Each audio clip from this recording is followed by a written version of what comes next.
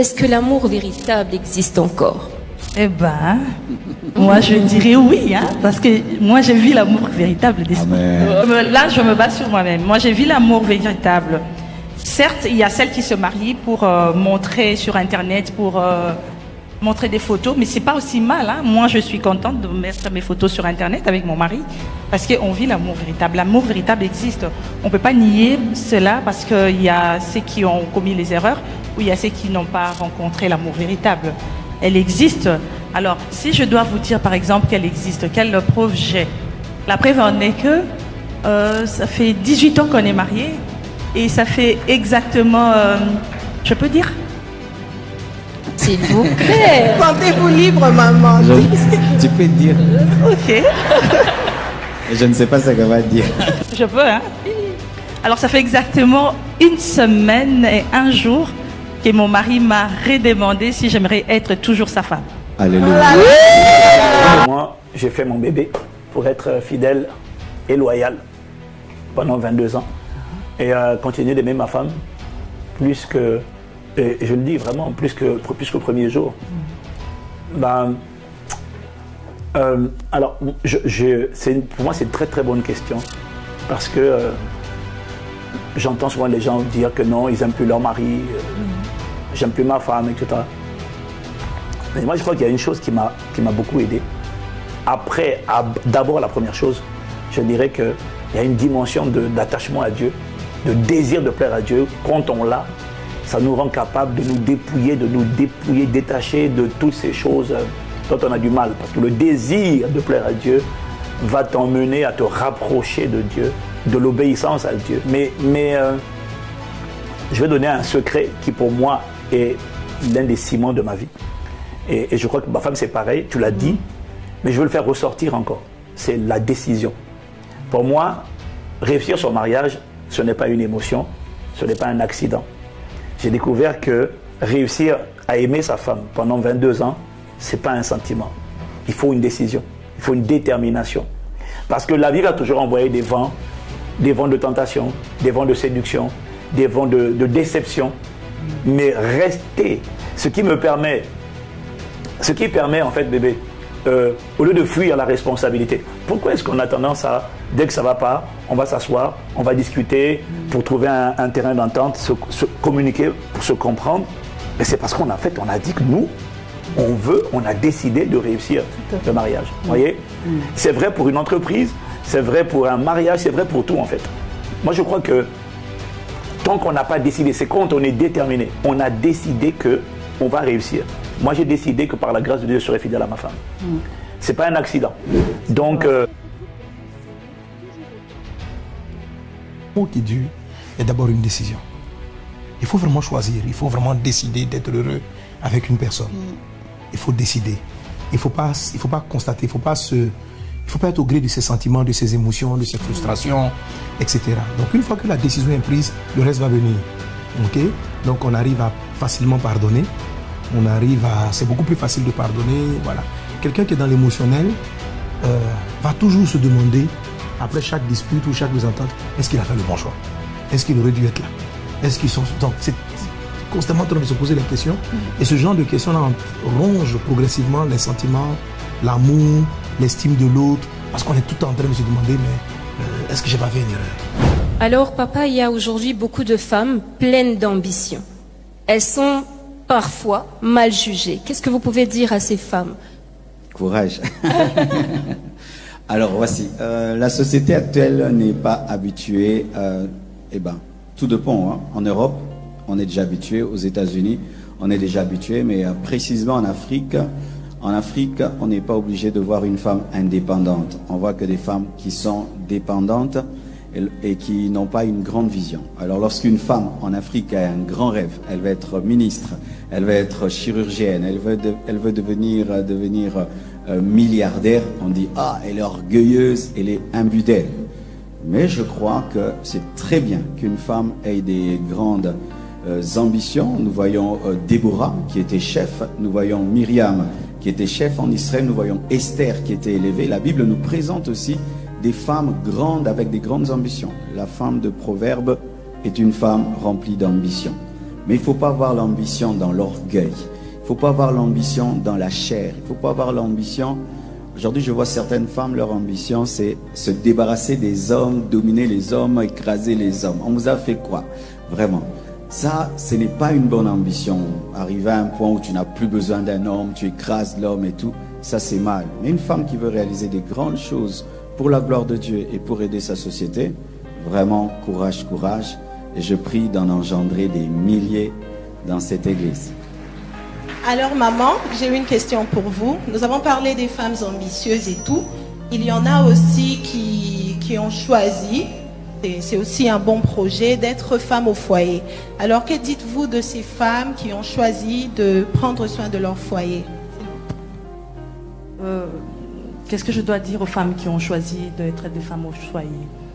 D'abord, être femme au foyer, c'est aussi un travail. Parce que celle qui reste au foyer, celle qui reste à la maison, elle travaille. Éduquer un enfant, c'est le travail. Donner la nourriture dans sa famille, c'est un travail. Aménager sa maison, c'est un travail. J'en fais partie des femmes qui sont appelées femmes au foyer. Alors, je dirais être femme au foyer, c'est pas comme un pot de fleurs. Ouais, un bouquet de fleurs qu'on pose dans une maison. Non, elles travaillent. Moi, je les encourage beaucoup, mais je ne décourage pas non plus celles qui vont travailler. Parce qu'avec ce siècle, comme on le voit, celles qui restent à la maison, elles sont méprisées. Ben, tiens, vous ne faites rien, vous restez à la maison, nous allons chercher de l'argent. Mais moi, je les encourage parce que je connais c'est quoi être une femme au foyer. Je les encourage beaucoup. Alors, est-ce qu'une femme au foyer peut acclamer le Seigneur parce qu'elle fait un excellent travail? Alors Église, j'aimerais savoir, est-ce que ça passe ou ça casse? Ah, c'est super, super. J'aimerais un peu renchérir sur les femmes au foyer. Souvent, ce sont les hommes qui ne respectent pas les femmes au foyer. Et ce qui pousse souvent les femmes au foyer de ne pas se respecter elles-mêmes. Moi, je dis toujours, comptabilise ce que ta femme fait au foyer. Et si tu devais lui donner un salaire à la fin du mois. Mettons, si ta femme prépare, combien tu donnes au cuisinier? Si ta femme prend soin des enfants, combien tu donnes à la nounou? Si ta femme te conseille, combien tu donnes à tes conseillers? Si ta femme repasse tes vêtements, combien tu donnes à ton lavandier? Si ta femme prend soin du jardin, combien tu donnes? Combien tu donnes au majordome qui dirige tous les domestiques? Et si ta femme à la maison, comme Blanche, elle construit la maison, elle ajoute ici, elle casse ici. Si tu devais payer un ingénieur et un architecte, combien tu vas lui donner? En plus, elle te donne la joie, elle te donne l'amour. Eh ben, papa a mieux répondu. Hein. Donc, normalement, il fallait qu'elle ait même 30 000 $ par mois. Amen. Donc, j'ai sa dette. Si on doit comptabiliser 30 000 $ par mois fois le nombre d'années. D'années en plus. Maman Blanche, de mariage. Vous êtes millionnaire. Amen. Amen. Je le reçois déjà. Alors, il y a une question, mais vous avez posé une question. Vous avez dit, les femmes, qu'est-ce qu'on vous a fait? Oui, qu'est-ce qu'on vous a fait? Alors, je vais commencer. Parfois, il y a des hommes qui nous battent. Il y a des hommes infidèles. Il y a des hommes polygames. Il y a tellement de choses. N'est-ce pas, les mamans? Il y a aussi des femmes qui battent aussi les hommes. Il y a des femmes aussi qui trompent les hommes aussi. Alors, est-ce que les papas n'êtes pas avec moi? Non, côté la bino. Ok.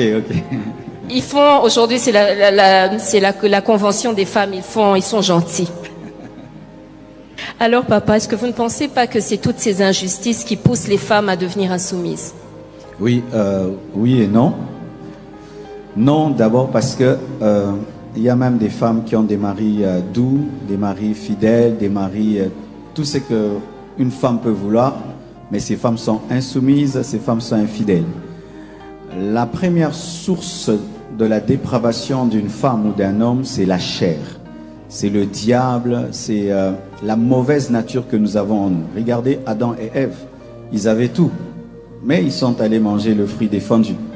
Donc des fois, les hommes aussi tombent dans ce piège. Tu penses comme tu donnes à ta femme une voiture, tu es doux, tu la chouchoutes, elle sera parfaite. Pousse-la vers Jésus. Amen. Hein? Pousse ta femme vers Jésus. C'est Jésus qui peut vaincre la chair et ses désirs.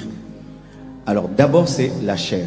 Mais la chair peut être amplifiée par la maltraitance. La chair peut être amplifiée par un homme infidèle. La chair peut être amplifiée par un homme mauvais. Comme ça, si elle était déjà mauvaise à 30%, quand encore un homme est mauvais, alors elle devient mauvaise à 80%. Donc, ça provient d'abord de notre nature mauvaise et aussi du siècle présent où une femme qui est au foyer, son ami lui dit « Oh, ton mari te trompe, tu ne fais rien. Oh, moi je trompe le mien comme il me trompe. Ah bon? Comment toi tu es toujours dans ton foyer là alors que ton mari t'a fait ça ?»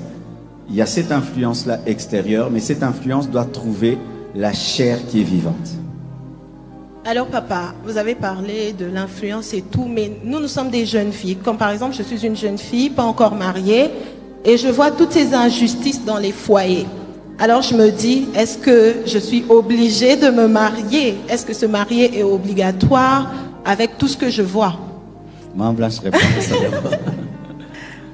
Alors moi je te dirais, oui, tu es obligé. Je te dirais en même temps non.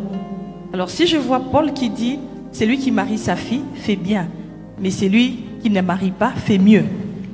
Alors l'église avec moi, qu'est-ce que vous allez dire? Qui veulent marier leur fille et qui ne veulent pas marier leur fille. Vous voyez déjà, nous tous ici, il n'y a personne qui nous répond pour ne pas marier sa fille. Nous tous, nous sommes des avis à marier nos filles. Alors, moi, je te conseillerais de regarder de bonnes personnes. Par exemple, si tu es de cette église où tu nous suis, regarde notre couple. Tire ton inspiration de bonnes personnes qui sont au-devant de toi. Avec ces siècles, il y a des mauvaises et il y a des bonnes personnes. Et si tu fixes ton regard vers des mauvaises personnes, tu feras un mauvais choix et tu auras du mal à te marier. Amen. Ok, alors maman, encore un plus à cette question. Il y a une jeune fille qui a vu tout ça là, nous avons parlé de la polygamie, et elle s'est décidée de rester célibataire. Vu que nous voyons des femmes ambitieuses, elle est indépendante, elle a son argent, et elle a dit, je ne vais pas me marier. Alors, elle a tort ou elle a raison? Doit-on la condamner? Parce que souvent la société condamne sans comprendre la personne. Alors, la jeune fille, elle a tort, elle a raison, on doit la condamner ou comment? Non, on ne peut pas la condamner. Parce qu'il y a ceux qui ont pris le vœu, ils se sont engagés et ils ont reçu le don de célibat. On ne peut pas leur condamner non plus. Mais on doit la conseiller les bons côtés. Parce que si elle prend l'engagement de rester seule, elle ne doit pas devenir briseuse des foyers.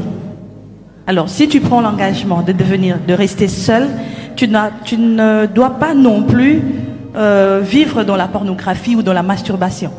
Tu ne dois pas non plus vivre seule pour aller détruire les foyers des autres, comme j'ai dit au début.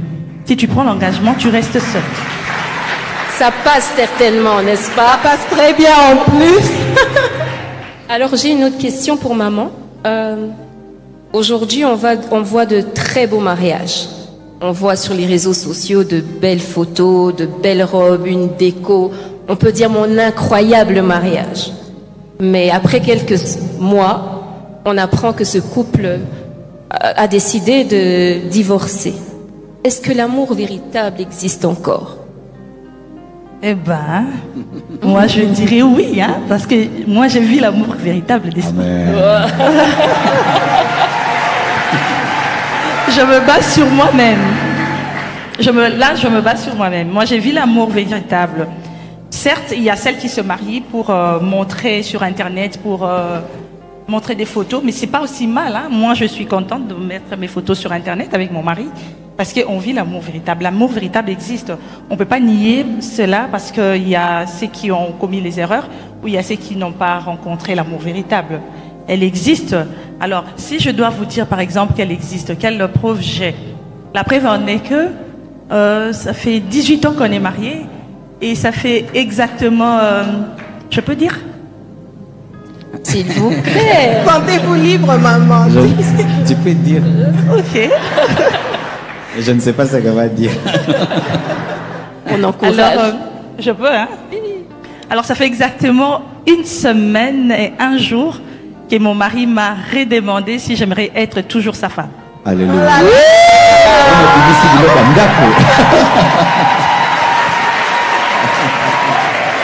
Alors, c'est une façon de dire... C'est une façon de dire que l'amour véritable, elle existe vraiment. En m'offrant même une bague. après 4 enfants. Alors, j'aimerais encourager celles qui ne croient pas que l'amour véritable existe à prier. L'amour véritable, tu la rencontres aussi lorsque tu as un bon cœur. Tu ne peux pas être rempli de mauvaises idées et te dire, je vais rencontrer un homme qui va m'aimer véritablement. On va dans le marché. Vous êtes là, on va vous poser aussi des questions. J'ai aimé le discours de maman au sujet de l'amour véritable. Mais quand on voit les statistiques, on voit qu'il y a un taux élevé de divorce. Croyez-vous que le siècle présent a une influence sur ce taux élevé du divorce et surtout dans l'Église? Oui, tout d'abord regardez les cinémas parce que le siècle présent utilise beaucoup les médias et le cinéma. Et lorsque vous regardez les films aujourd'hui, la plupart des temps, c'est « je te quitte, je l'ai quitté ». Et ça fait qu'on est habitué à voir des divorces. Et d'ailleurs, vous allez remarquer que dans les cinémas, les femmes qui divorcent, les hommes qui divorcent sont très encensés. Alors, à force de regarder des films qui parlent de divorce, et le divorce devient normal sans qu'on le sache, et comme les chrétiens aussi regardent des films, ça entre dans le subconscient. Et ce qui fait qu'aujourd'hui, le taux de divorce dans les églises est égal au taux de divorce dans le monde. Pas en Afrique, mais si on prend en général l'église dans sa généralité, on a même des hommes de Dieu qui divorcent 2 fois, 3 fois, 4 fois. Ça commence à devenir banal. Pourquoi ça devient banal? Parce que le monde trouve que c'est banal. Et c'est vrai, il y a une influence du siècle présent par rapport au divorce. Parce que si le siècle présent condamnait le divorce, il n'y aurait pas autant. Il y a certains endroits, tu veux divorcer, tu vas devant une machine et tu divorces. Il y a des gens qui ont des mariages d'1 semaine, de 3 jours. Donc le siècle présent joue un grand rôle. C'est pourquoi la Bible dit que nous ne devons pas nous conformer au siècle présent, mais nous devons être transformés par le renouvellement de l'intelligence afin de discerner ce qui est bon, agréable et parfait, parce que le siècle présent peut acclamer une chose pendant que Dieu ne l'acclame pas. Ça passe ou ça casse? Ça passe. Alors, un sujet d'actualité. Influenceuse. Influenceuse caviar, influenceuse... Les coachs caviar, nos coachs préférés. Je ne connais pas, c'est quoi coach caviar? Ah, les coachs qu'on voit sur les réseaux, sur TikTok, elles sont là. Ah, mes caviar. Bon, c'est comme ça qu'elles s'appellent. Okay. Les coachs riches, on dirait. Okay. Est-ce qu'on peut être chrétienne et influenceuse? Maman? Je dirais oui, on peut être chrétienne et influenceuse. Avoir déjà notre père spirituel, il est influenceur. On peut être chrétienne et influenceuse parce qu'on n'influence pas toujours dans les mal. C'est toujours pas dans le mauvais, de mauvais côté. Il y a des influenceuses qui nous encouragent à prier, n'est-ce pas? Oui. Il y a des influenceuses qui nous encouragent aussi à bien s'habiller.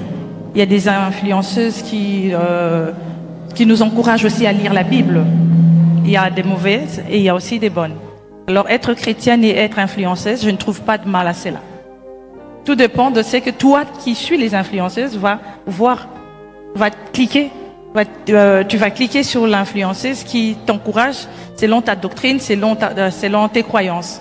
Et non sur celle qui t'amène à mener une vie de débauche ou une vie qui n'est pas correcte avec Christ. Ça passe ou ça casse? Alors, en parlant d'influence, j'ai une question pour papa. Maman va aider aussi, papa.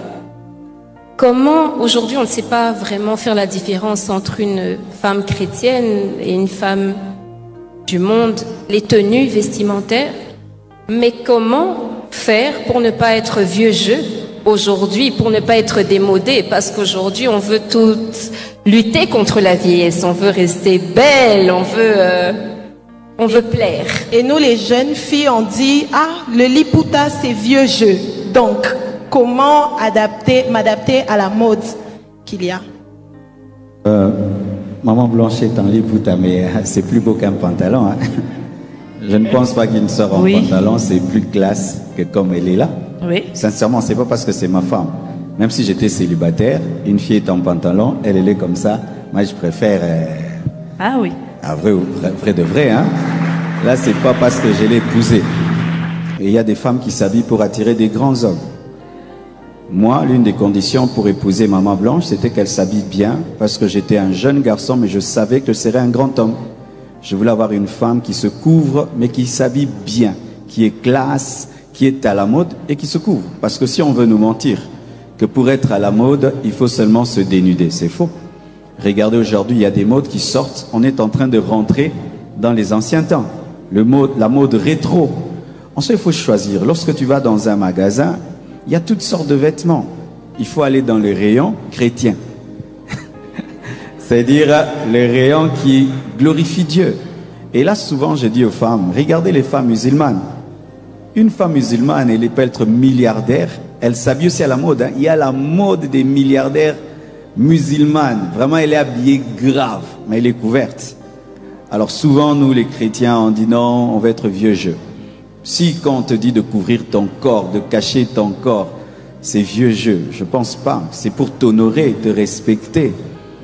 Alors, comment une femme doit faire? C'est que tu dois choisir dans la mode ce qui est conforme à la parole de Dieu et ce qui ne l'est pas, tu rejettes. Et d'ailleurs, nous devons avoir des modélistes chrétiennes qui font des habits pour habiller des enfants de Dieu. Parce qu'il y a maintenant un problème. Ça, c'est ma fille qui avait dit, quand on va en Europe, tu vas dans telle boutique, tu prends un habit, il est bien devant. Derrière, il n'y a pas de dos. Tu prends un pantalon, c'est déchiré. Mais quand elles sont allées en Turquie, il y avait des beaux habits. Parce que la Turquie est influencée par l'islam.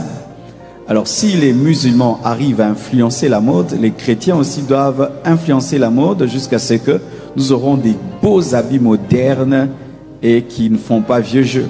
Crée ta mode s'il n'y a pas cette mode, mais il y en a. Apprends seulement à choisir et tu vas attirer des grands hommes. Et pour une femme qui est mariée, comme un homme marié peut exiger à sa femme d'être sexy. Cet homme-là est anormal, il a besoin de délivrance. Un homme normal, quand il est marié, il demande à sa femme d'être sexy dans la chambre. Mais une fois qu'on sort de la chambre, comment tu aimerais que ta femme soit sexy pour tout le monde? Alors c'est toi qui as un problème de personnalité parce que certains hommes aiment exposer leurs femmes pour attirer l'attention des autres hommes. Ces hommes-là sont dysfonctionnels et malades.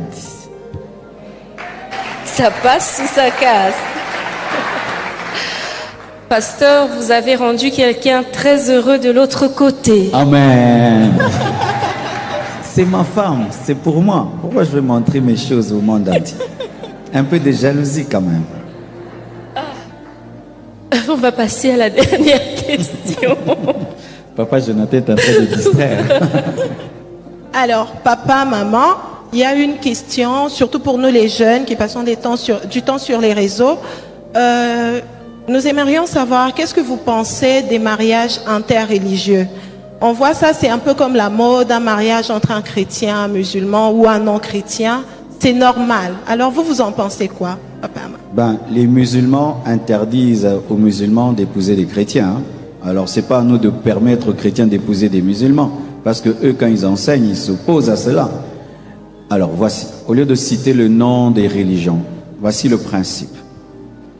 Le mariage est fondé sur la foi, la conviction. Si tu n'as pas les mêmes convictions qu'un homme et une femme, n'ose pas l'épouser parce qu'on traite les problèmes en fonction des convictions, on prie en fonction des convictions, on éduque les enfants en fonction des convictions. Si vous n'avez pas les mêmes convictions, lui, il voudra que l'enfant soit baptisé bébé, toi tu vas dire il faut que l'enfant se convertisse. Lui, il voudra, quand il y a un problème, s'agenouiller devant une statue. Toi, il faut invoquer Dieu en esprit. Vous allez vous chamailler. C'est pourquoi la Bible dit que deux personnes peuvent marcher ensemble sans se mettre d'accord. Et il faut être d'accord sur la doctrine et sur la foi. Et moi, je suis contre les mariages des personnes qui n'ont pas la même doctrine. Même dans l'Église, le mariage des personnes qui ne partagent pas la même vision, vous aurez la division. Quelles sont vos différences et comment arrivez-vous à les célébrer? Bébé, quelles sont nos différences et comment arrivons-nous à les célébrer? Moi, j'aurais poussé la question, je l'amènerais à pourquoi est-ce que chez vous les conflits, parce que c'est vrai que les conflits chez nous, on les compte finalement. Hein. Et pourquoi est-ce qu'il y a si peu de conflits? Parce que pour un mariage durable, et heureux, bah, il faut qu'il n'y ait pas beaucoup de conflits. Et parce que la vérité, c'est qu'on est différents. L'homme et la femme seront toujours différents. Et ce que j'ai appris très tôt, c'est que les conflits naissent lorsqu'on ne sait pas accepter la différence. Et lorsqu'on ne sait pas, lorsqu'on ne sait pas les reconnaître, les accepter et les célébrer. Alors c'est vrai qu'on est. Moi j'ai appris très tôt quand même à ne pas vouloir. Au début je voulais, comme tous les jeunes mariés, je voulais rendre ma femme normale. C'est-à-dire la rendre comme moi. Hein. Et comme moi je suis extraverti, je vais dire bonjour à tout le monde. Et c'est ça les erreurs en fait. Je voulais aussi que ma femme, à l'église, elle allait dire bonjour à tout le monde. Mais en fait je voulais qu'elle soit comme moi. Et puis Dieu merci, un jour elle a fait comprendre gentiment quand même qu'il y en a assez. Assez c'est assez, il faut que ça change. Il faut que j'accepte qu'elle n'est pas comme moi. Et le jour où j'ai accepté, bah, j'ai arrêté d'essayer de la changer. Tu vois, parce qu'on est différents. On est différents. En fait, célébrer les différences, c'est essayer de voir comment on peut capitaliser sur ces différences. Et non pas essayer absolument d'échanger l'autre. Alors toi, c'était hors de question. Je savais que je ne pouvais pas t'échanger. Ça, c'était clair. Maintenant, comment je pouvais, moi, capitaliser sur ce que tu es, en fait. Comment je pouvais, à chaque fois où j'ai besoin, par exemple, de quelqu'un devant, ou bien pour prendre certaines initiatives, toi, j'ai pas besoin de te demander, tu le fais naturellement. Donc, j'en profite. La gestion des finances, généralement, tu me laisses tout faire. Voilà. Mais ça, c'est la gestion des finances. Je sais que toi, tu es un bon comptable, un bon gestionnaire. Je te laisse faire. Par contre, le bricolage de la maison, alors là, faut pas compter sur moi. Alors là, même changer une ampoule chez moi, c'est un don spirituel. Ouais. C'est un don spirituel grave. C'est pas mon truc du tout, quoi. Mais ça, c'est une différence, hein. C'est une différence. Jamais je te dis, change telle ampoule. Non. Je te demanderai pas ça. Voilà. Et parce que tu as accepté. J'ai accepté. Voilà. Tu vois, elle m'a pris comme je suis, elle n'a pas essayé de me rendre normal. Faut que tu fasses ça, faut que tu apprennes ça, faut que tu te débrouilles. Ah, il y a des choses, madame, j'essaie, j'y arrive pas. Donc, c'est pas mon truc, Donc, mais plus sérieusement, j'ai quand même envie d'insister quand même pour dire aux gens que ce qui aide à accepter la différence, pour moi, c'est toujours un peu l'histoire de l'amour à soi-même. Le mariage, c'est pas pour ceux qui veulent changer les autres. C'est pas pour ceux qui veulent recevoir de l'autre, c'est pour ceux qui veulent donner à l'autre. Et pour moi, en fait, dès lors que...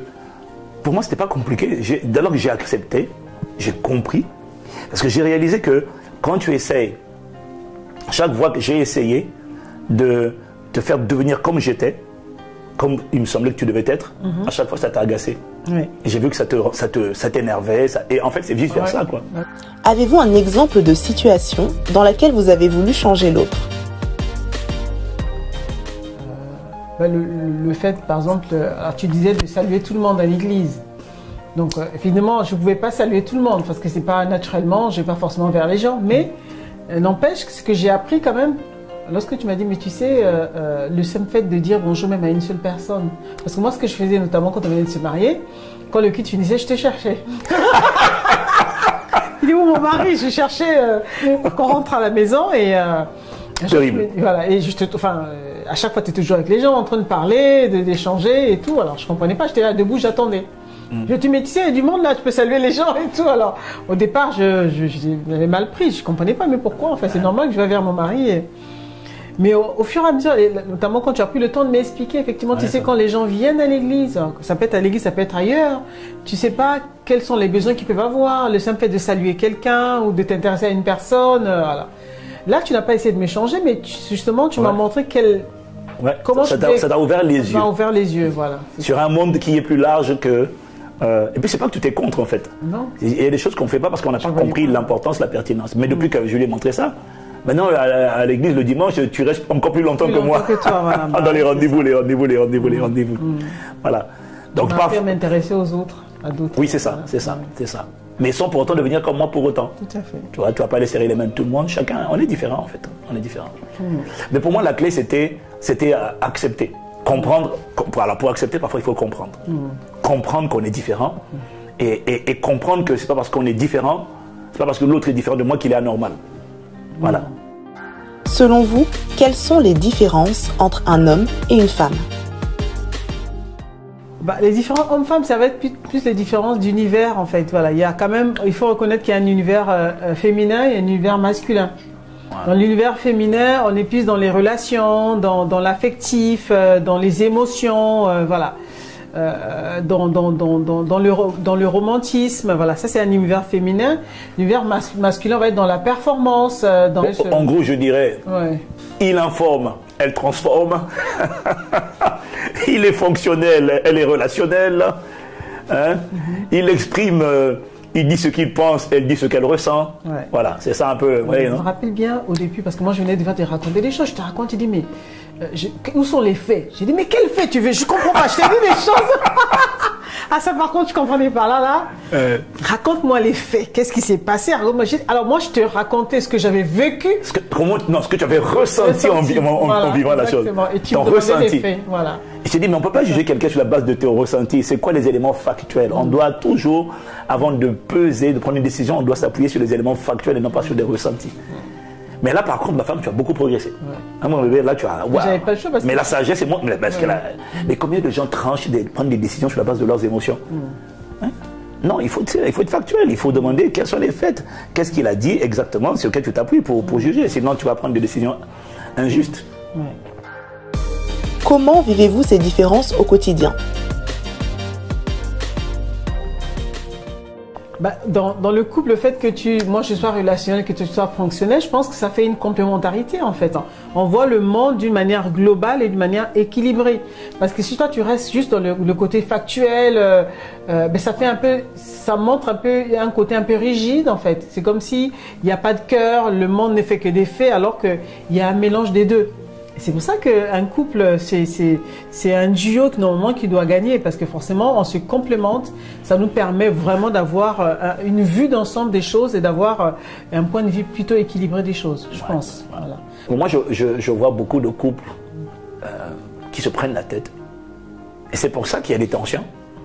Et les tensions qui ne sont pas résolues entraînent des déceptions, des frustrations.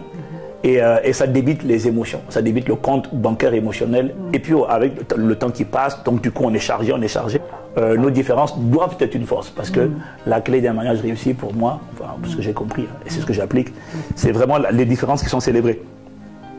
Les différences qui sont célébrées, on n'essaie plus de changer l'autre, on accepte comme il est, et puis on bénit Dieu de ce qu'il est comme il est, et il devient là un complément pour moi. Tu vois? Et là, de ce côté-là, on se complémente. Mais normalement, un vrai mariage, ce sont toujours des gens qui se complémentent. Mais comme ils n'ont pas accepté le principe du complément, du coup, ça crée des tensions. Ça crée des tensions. Je pense que ça fait une force, en fait, parce que... C'est obligatoirement une force. Deux personnes qui ont le même tempérament, qui sont pareils, à mon avis, à un moment donné, elles vont s'ennuyer, quoi. Je veux dire, il faut qu'à un moment donné, une complémentarité pour que ça puisse vraiment apporter quelque chose dans le foyer, quoi. Comment faites-vous pour réussir à prendre du temps pour vous deux, malgré vos occupations? C'est une bonne question, ça, mon bébé. Comment et quand? Comment et quand? Moi, je trouve que, en fait, c'est comme si on fait toujours, je vais pas dire on fait la même chose, mais on est toujours en train de travailler ensemble.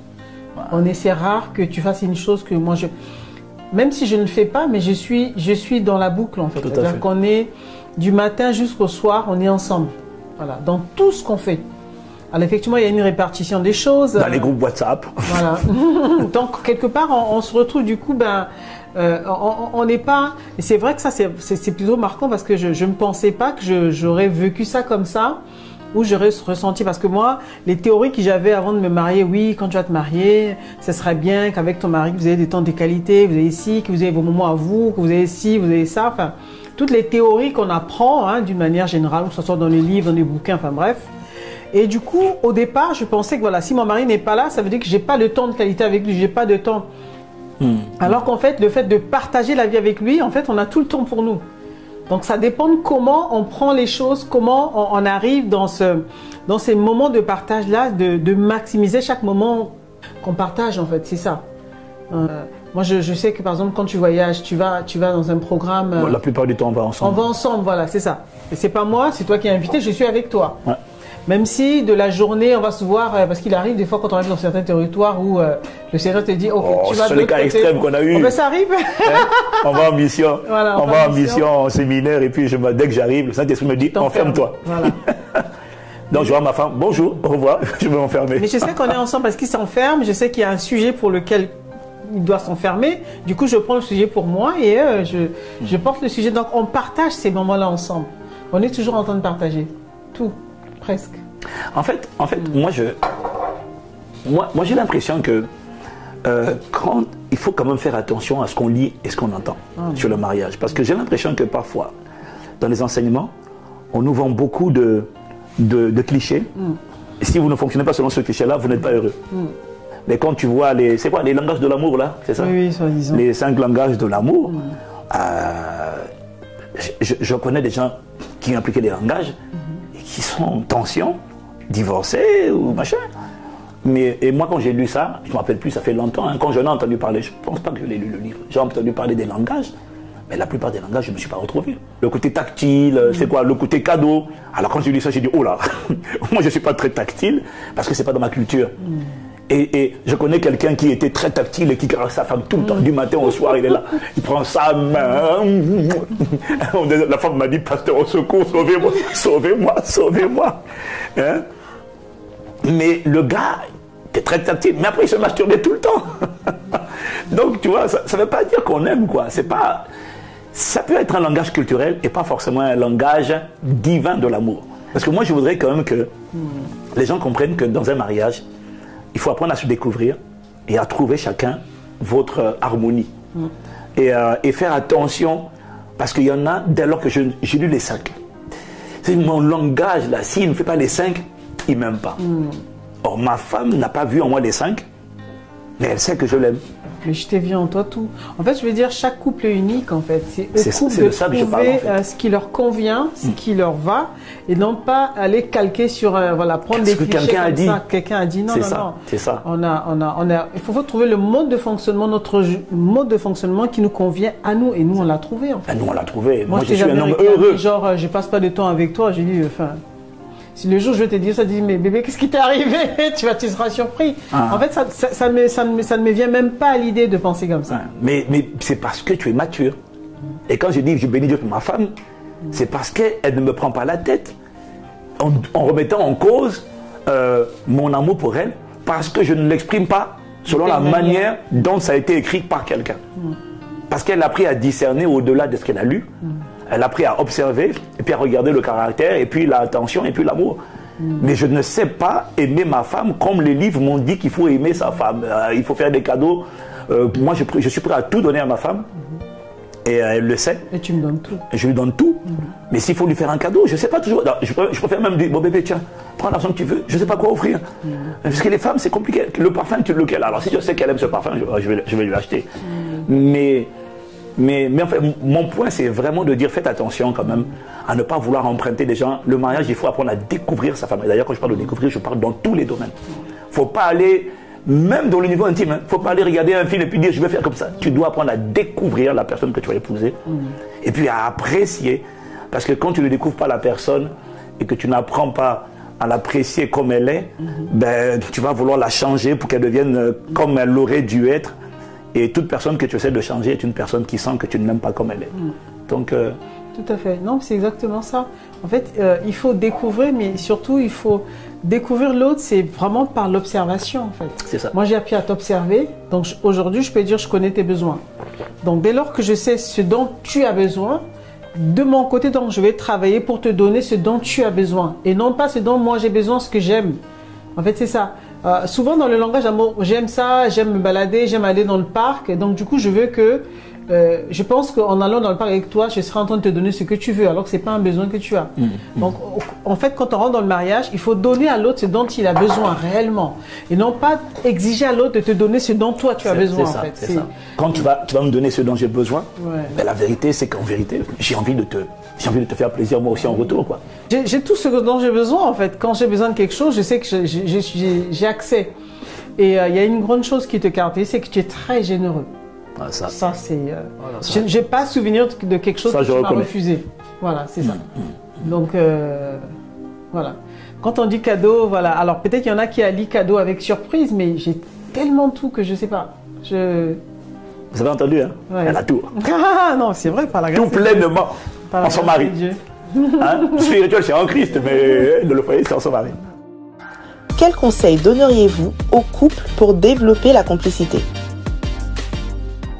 Moi, si j'ai un conseil à donner à un couple pour développer la complicité, en fait, il faut vraiment observer l'autre et essayer de donner à l'autre ce dont il a réellement besoin et non pas essayer de calquer les choses parce qu'on a vu telle chose marcher dans tel couple. Moi aussi, je vais essayer dans mon couple, honnêtement. Et il y a des conjoints qui vont aimer les surprises, qui vont aimer les cadeaux, qui vont aimer si d'autres, franchement, moi, tu me fais une surprise, c'est bien, mais bon. Voilà, donc c'est pas, ça dépend en fait, voilà. Mais il faut apprendre à observer. Donc l'observation, c'est vraiment quelque chose de capital. Il faut observer très vrai.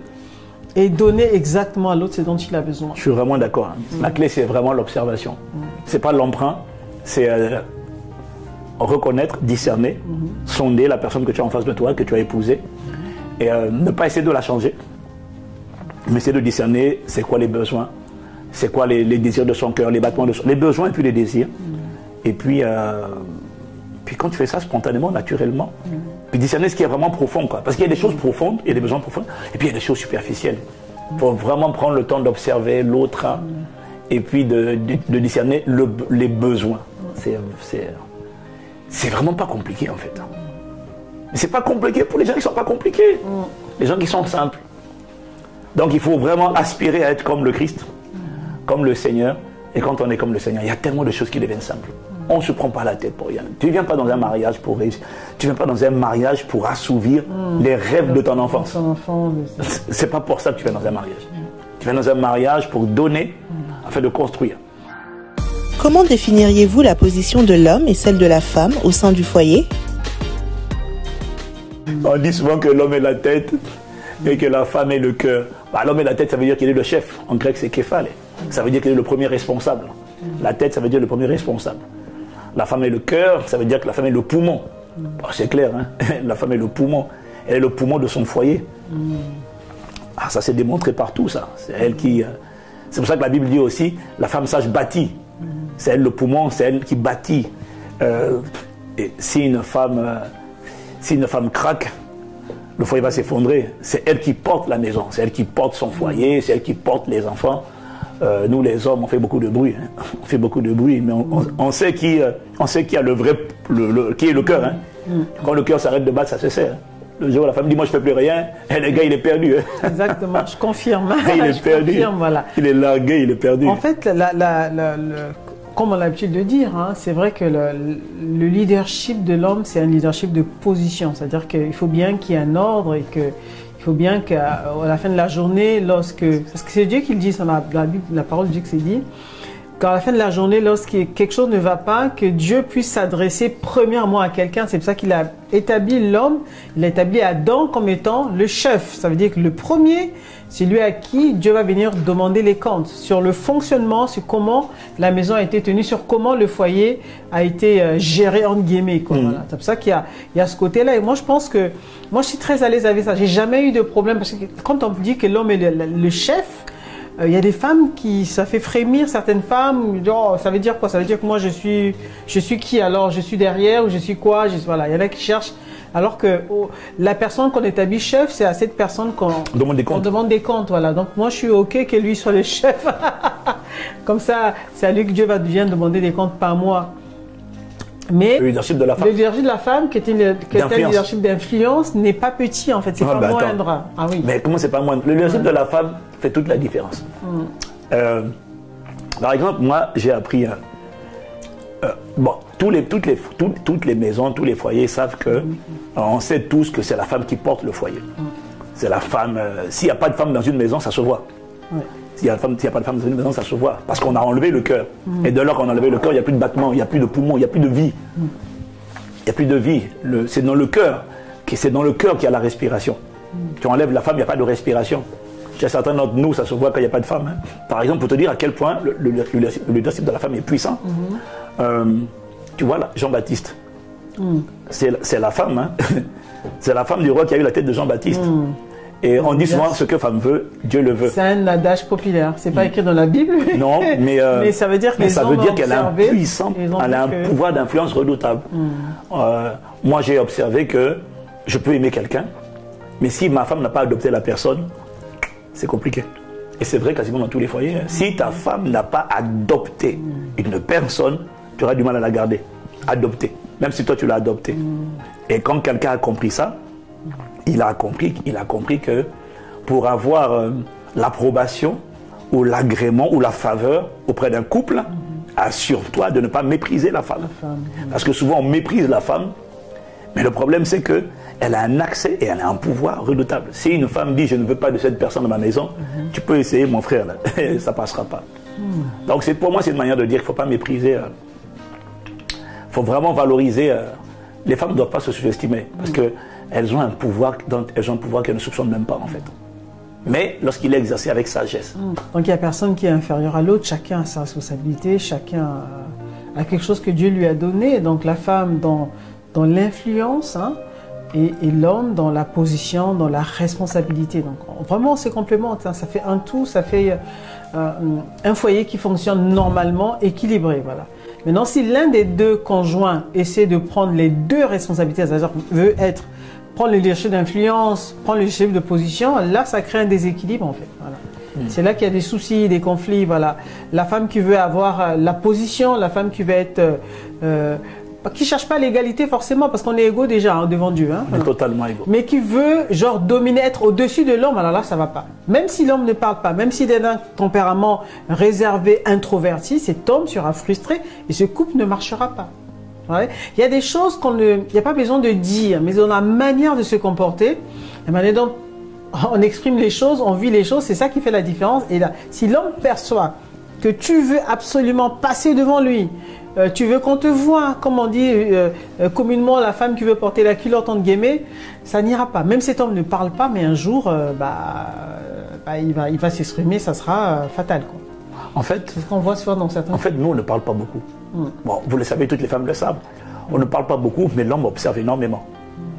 Il ne parle pas beaucoup, mais il observe énormément.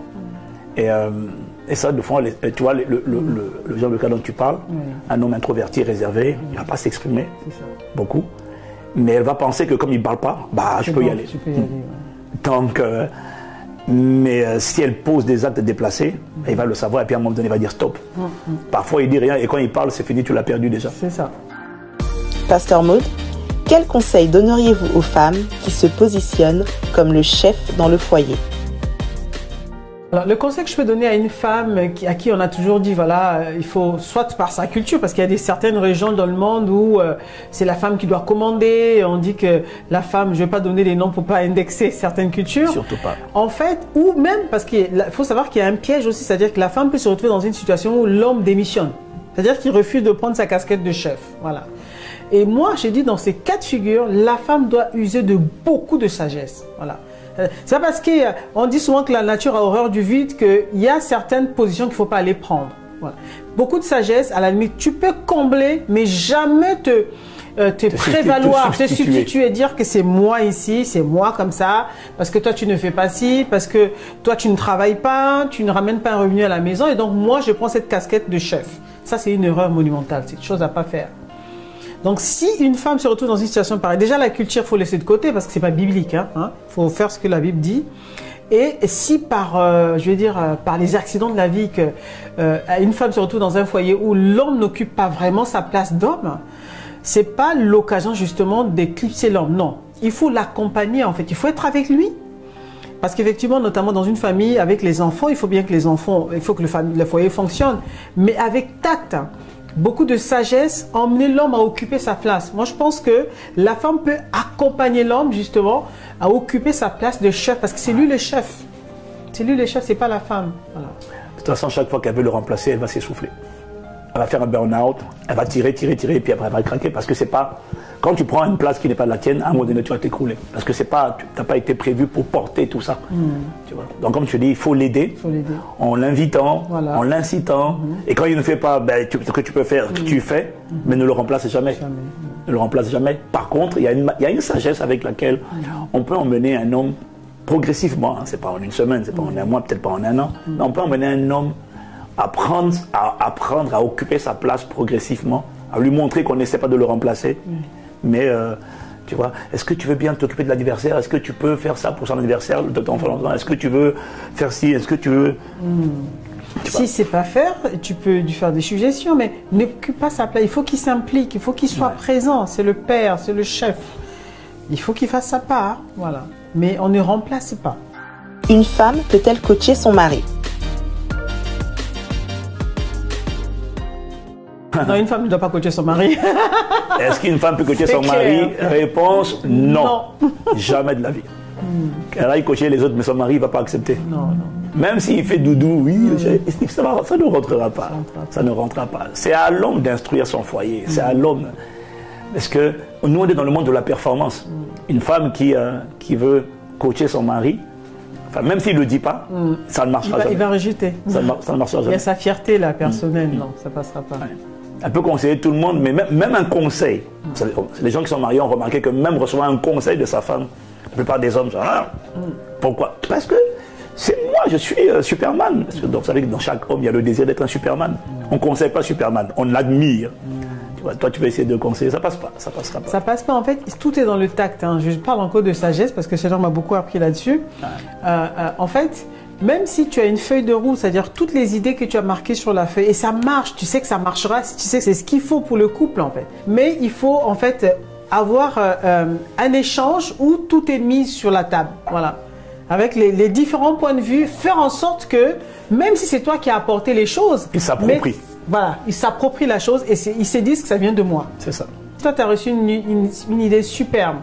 Tu aimerais, par exemple, faire tel investissement. C'est mieux, par exemple, de lui poser des questions. Savoir, voilà, à quelle période sommes-nous? Est-ce que tu penses que c'est un moment propice à l'investissement? Pose-lui les questions pour le faire parler. Et tu verras qu'en fait, à force, il va parler. Peut-être qu'il n'avait rien ou il n'avait aucune idée de ça. Mais il va se dire, oui, chérie, je pense que c'est le moment. Et il va te dire des choses. Et toi, ce que tu attends, c'est qu'il te dise, qu'il donne le go. Qu'il s'approprie le projet. Tu dis, oui, est-ce que tu as entendu parler d'ici? Je ne sais pas, j'ai entendu les gens dire. Alors que tu sais bien, tu t'es renseigné. Mais tu lances comme ça le débat pour que lui dise, oui, effectivement, j'en ai entendu parler. On peut faire ci, il paraît que tel placement peut être rentable. En parlant, tu dis, ben, je ne sais pas, mais qu'est-ce que tu en penses? Est-ce que tu penses que c'est le moment? Pose-lui des questions, laisse-le évoluer dans sa réflexion. Je pense qu'en échangeant avec lui, petit à petit, les idées que tu vas donner, il pourra, lui, après faire son marché. C'est-à-dire que dans ce que tu as dit, s'il y a des choses intéressantes, il pourra prendre certaines idées et puis finalement dire, ok, voilà ce qu'on va faire. Mais pas aller imposer, chérie, ça fait longtemps qu'on n'a pas investi dans cette maison, c'est toujours moi qui fais les choses, voilà, je suis allé fouiller, j'ai trouvé telle chose, ce serait bien qu'on le fasse comme ça. Alors, il ne prendra jamais ton idée, ben, ce sera dommage pour le couple, alors que l'idée était peut-être bonne. Pasteur Yvan, comment avez-vous fait pour rester fidèle, loyal, aimant pendant 22 ans? La question est comment j'ai fait mon bébé pour être fidèle et loyal pendant 22 ans et continuer d'aimer ma femme plus que, et je le dis vraiment, plus qu'au premier jour. Ben, alors, pour moi, c'est une très très bonne question. Parce que j'entends souvent les gens dire que non, ils n'aiment plus leur mari, j'aime plus ma femme, etc. Mais moi, je crois qu'il y a une chose qui m'a beaucoup aidé. Après, d'abord, la première chose, je dirais qu'il y a une dimension d'attachement à Dieu, de désir de plaire à Dieu. Quand on l'a, ça nous rend capable de nous dépouiller, détacher de toutes ces choses dont on a du mal. Parce que le désir de plaire à Dieu va t'emmener à te rapprocher de Dieu, de l'obéissance à Dieu. Mais je vais donner un secret qui pour moi est l'un des ciments de ma vie. Et je crois que ma femme c'est pareil, tu l'as dit, mais je veux le faire ressortir encore. C'est la décision. Pour moi, réussir son mariage, ce n'est pas une émotion, ce n'est pas un accident. J'ai découvert que réussir à aimer sa femme pendant 22 ans, ce n'est pas un sentiment. Il faut une décision. Il faut une détermination. Parce que la vie va toujours envoyer des vents de tentation, des vents de séduction, des vents de déception. Mais rester, ce qui permet en fait, bébé, au lieu de fuir la responsabilité. Pourquoi est-ce qu'on a tendance à Dès que ça ne va pas, on va s'asseoir, on va discuter pour trouver un terrain d'entente, se communiquer, pour se comprendre. Mais c'est parce qu'on a dit que nous, on a décidé de réussir le mariage. Vous voyez? C'est vrai pour une entreprise, c'est vrai pour un mariage, c'est vrai pour tout en fait. Moi je crois que tant qu'on n'a pas décidé, c'est quand on est déterminé, on a décidé qu'on va réussir. Moi j'ai décidé que par la grâce de Dieu je serai fidèle à ma femme. C'est pas un accident. Donc les gens, la différence entre les gens qui arrivent et qui n'y arrivent pas, très souvent, c'est d'abord une question non pas d'émotion mais de décision, de détermination. J'ai décidé dans mon cœur que je vais aimer cette femme. Et c'est pourquoi quand ça ne va pas, je l'arrête. J'ai dit écoute, moi j'ai décidé que ça sera toi. Alors aide-moi à rester dans ma décision s'il te plaît. Parce que si par exemple tu m'injuries, tu me méprises, tu me rabaisses devant les gens, ou même en privé ou en public, ben, tu n'es pas en train de m'aider. Aide-moi à garder ma décision. Aimer, ce n'est pas un sentiment, c'est d'abord une décision. On décide d'aimer. Si l'amour de Dieu envers nous dépendait de ses émotions, on aurait tous péri. Il n'y a personne qui aurait subsisté. Dieu a décidé de nous aimer. Il a donné Jésus. Il a décidé d'être patient avec nous. Ce n'est pas une émotion. Donc je pense qu'un mariage qui dure, c'est un mariage qui doit sortir de la perspective de « Ah, aujourd'hui je sens pas ». Non, non, non. Ce n'est pas une affaire de sentiment. C'est une affaire de décision. Et par la grâce de Dieu, moi j'ai décidé. Maintenant, après, je compte sur la grâce de Dieu. La Bible dit dans Daniel 1, verset 9, Daniel décida ou résolut en son cœur de ne pas se souiller. Et ensuite, la Bible dit que l'Éternel fit trouver faveur et grâce à Daniel auprès des Égyptiens. Tu vois? Mais il faut la décision en fait. Et puis maintenant, la grâce vient environner la décision. Et j'ai envie de vous supplier, vraiment, c'est une décision. Et maintenant, après, quand on est décidé, évidemment, on a besoin de la grâce et on a besoin évidemment de la collaboration.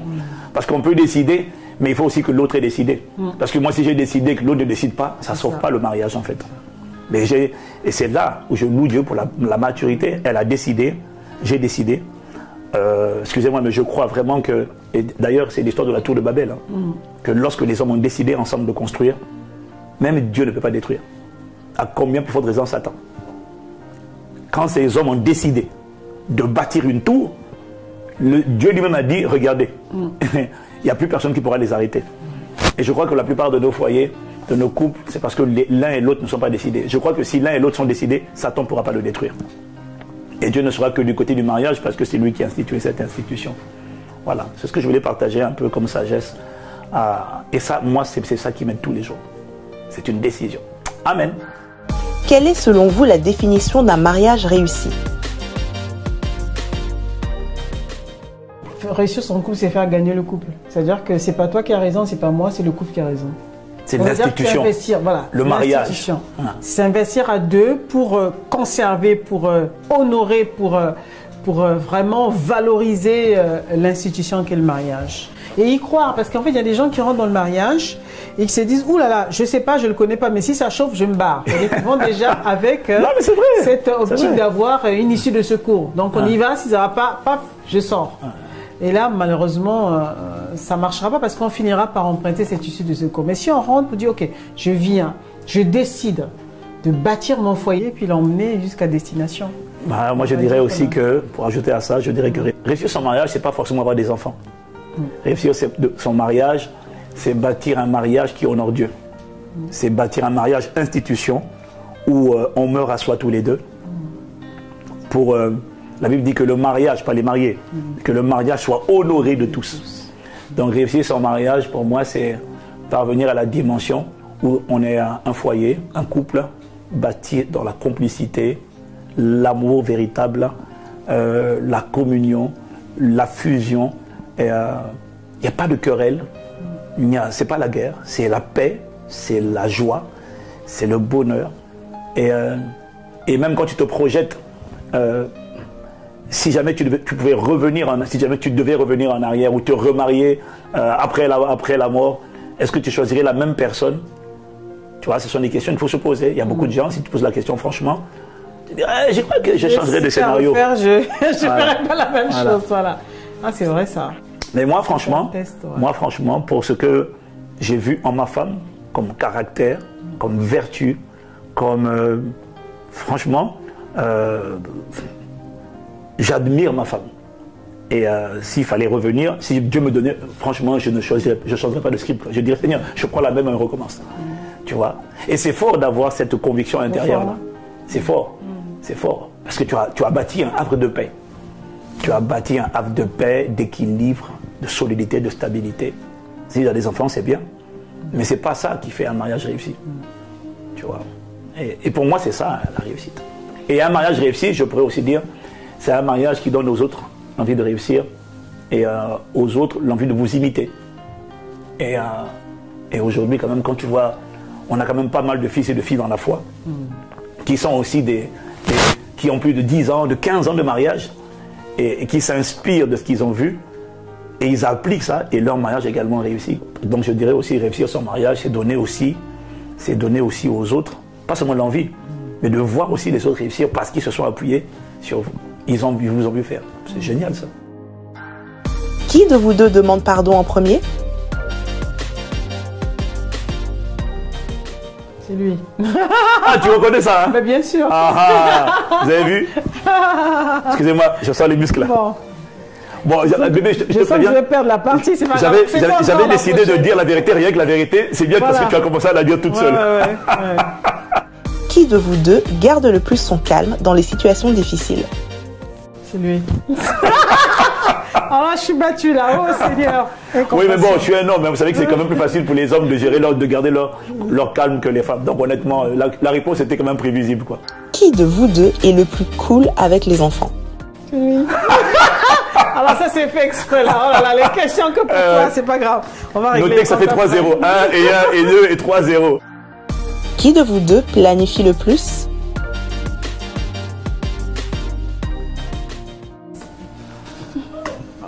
Et 4-0. Qui de vous deux s'occupe des tâches administratives? Là, je crois que c'est toi quand même. C'est moi. C'est pas ma grâce là. Sauvé par le gang, on dirait quelqu'un. Qui de vous deux est le plus sportif? Je crois que c'est toi quand même un peu. C'est moi. Ah ouais. À la honte quand même de sport, effectivement. Youpi, je me rattrape là. Qui de vous deux gère les finances? C'est moi. Qui de vous deux fait le plus de compliments? Ah, c'est quand même toi. Ah bon? Oui, je trouve, ouais. C'est vrai? Ouais. Oh, peut-être pas. En privé comme en public, c'est quand même lui. C'est vrai. Ouais. Peut-être qu'on est kiff-kiff, hein? Comme non, je suis généreux, je te laisse. C'est quand même toi, n'empêche. Ouais. Ben bien, donc écoute, tu as gagné la partie. C'est pas une faiblesse. Non, mais en fait, c'est ça qui est fort, c'est que c'est pas une faiblesse, c'est une complémentarité. Amen. On n'essaie pas de compter les points. Bon, c'était pour rigoler, mais on n'essaie pas de compter les points parce que malgré le fait que ce soit moi, elle dit c'est moi, mais la vérité c'est que moi, je suis comblé par ce que tu es. Je suis comblé comme ça, donc j'ai même pas besoin que ma femme devienne plus, quoi. Pour moi, je suis largement comblé comme ça. Je signe tout de suite. Amen. Voilà. Bon, je resigne. Okay. Pardon ma soeur, mais je resigne pour elle. Comment vous êtes-vous rencontrés? Donc j'étais en vacances dans une autre ville. Liliane était à Abidjan. Moi j'étais dans la ville de Daloa, à l'intérieur de la Côte d'Ivoire. Puis je suis venu en vacances. Voilà, et puis je fréquente l'église de Cocody où elle se trouvait. Et comme je veux beaucoup évangéliser, j'avais le feu en moi. Donc je rencontre un groupe de jeunes comme moi qui aiment beaucoup l'évangélisation, groupe dans lequel faisait partie Liliane. À quel moment y a-t-il eu le déclic? Le déclic n'a pas été évident, hein. Au début, on était des amis et puis on a commencé à se fréquenter. Pour moi, ce n'était pas du tout évident parce qu'il ne répondait pas tout à fait aux critères du mari que je cherchais. Moi, je me suis approché d'elle au départ. C'est vrai qu'il y avait eu un déclic, mais ce n'était pas le déclic dans le sens amoureux, pensée mariage. Dans l'équipe donc d'évangélisation, on me présente une sœur. Et en ce moment-là, j'étais vraiment rigoureux de chez rigoureux. Voilà. Et elle avait mis un rouge à lèvres. Donc le rouge à lèvres, pour moi, c'était C'était des gens charnels qui mettaient des trucs comme ça, les filles qui voulaient paraître d'une certaine façon. Donc directement, il fallait que j'aille l'exhorter. Parce que si elle voulait être vraiment efficace dans l'évangélisation, il fallait qu'elle soit simple. Et en partant l'exhorter, j'ai été moi-même exhorté parce que j'ai découvert une personne très connectée au Saint-Esprit, marchant avec le Saint-Esprit.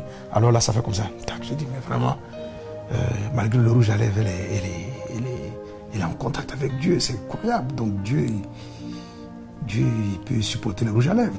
Voilà. Et puis il y a un ami après qui m'a dit, comment on se fréquentait en évangélisation, un ami qui m'a dit, la sœur Liliane, tu ne penses pas que c'est ta sœur?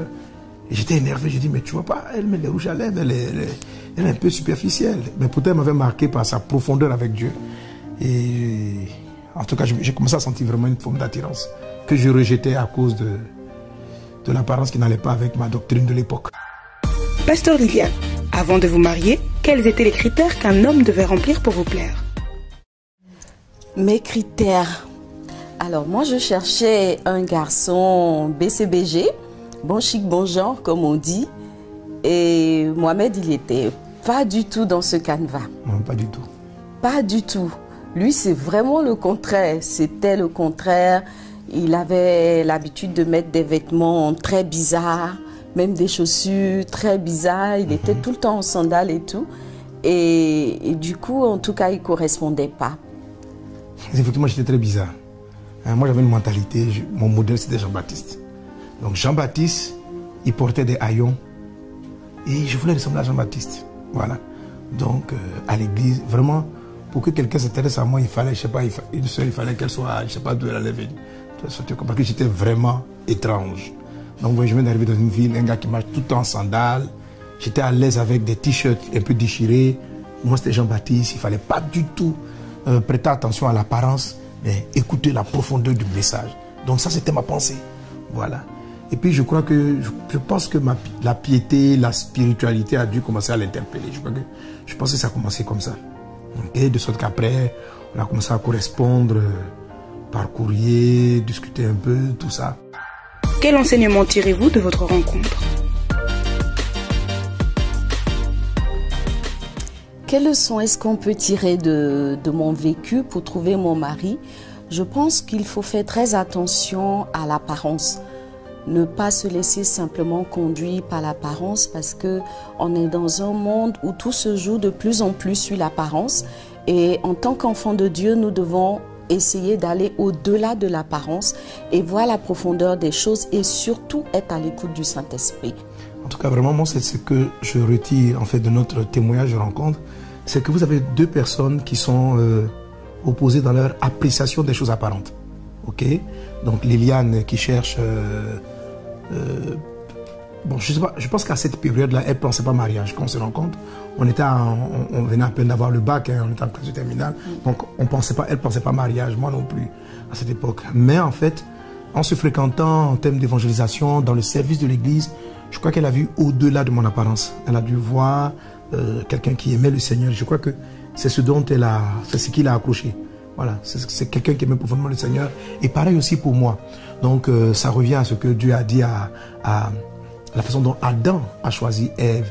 Il a dit, os de mes os, chair de ma chair. Donc, ne pas juger les gens par rapport à l'apparence, mais avec le Saint-Esprit, laissez l'Esprit de Dieu vous amener, comme je dis, laissez le Saint-Esprit vous amener à voir l'intérieur des personnes et non ce qui paraît. Alors, il y a des gens que vous pouvez voir, ils peuvent ne pas du tout vous plaire, mais si vous observez, si vous écoutez la voix de Dieu, vous allez voir à l'intérieur ce que Dieu voit, ce qui est. Amen. Maintenant, bon, aujourd'hui, je suis devenu très différent, l'apparence a changé, voilà. Mais à l'époque, il fallait une révélation pour pouvoir marier quelqu'un comme moi. Selon vous, l'apparence a-t-elle vraiment un rôle important dans le choix du conjoint? Je pense qu'il faut d'abord regarder au cœur, mais dire que l'apparence n'a pas d'importance, c'est pas tout à fait vrai parce que l'apparence aussi c'est important. Aujourd'hui, les gens sont tellement souvent omnibulés déjà par la quête du mariage qu'ils ne prennent pas le temps d'observer les valeurs d'une personne. Le mariage commence d'abord par simplement, en règle générale, le fait de se fréquenter, le fait d'apprendre, le fait d'être avec des frères en Christ, d'être avec des sœurs.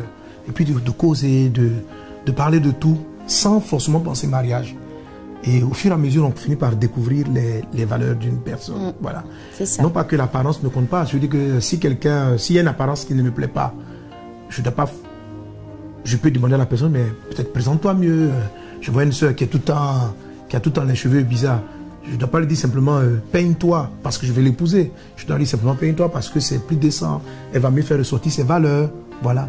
Et peut-être qu'en m'approchant par une apparence même que je veux corriger, parce qu'en fait c'est ce qui s'est passé. Hein. Moi je partais régler l'histoire du rouge à lèvres. Vous voyez? Donc tu vas régler le rouge à lèvres, mais je ne partais pas régler le rouge à lèvres pour l'épouser. Voilà. Parce que j'estimais qu'un frère, qu'une sœur doit avoir une certaine tenue. Je me trompais dans ma manière d'apprécier, mais j'étais sincère et au fur et à mesure, ça permet de découvrir. Donc, l'être intérieur d'une personne ne se voit qu'en l'approchant. Voilà. Sans motif forcément, sans intérêt direct en ce qui concerne le mariage. Et le fait qu'on soit en Christ, qu'on fréquente les églises, c'est vraiment une bonne occasion que Dieu nous donne de nous rapprocher dans le service de l'église, dans les départements, dans les différents services de l'église, de nous rapprocher. Et de pouvoir apprécier une personne, non pas par l'apparence, mais dans ses valeurs intérieures. Pasteur Liliane, quels conseils pourriez-vous donner aux femmes concernant le choix du conjoint?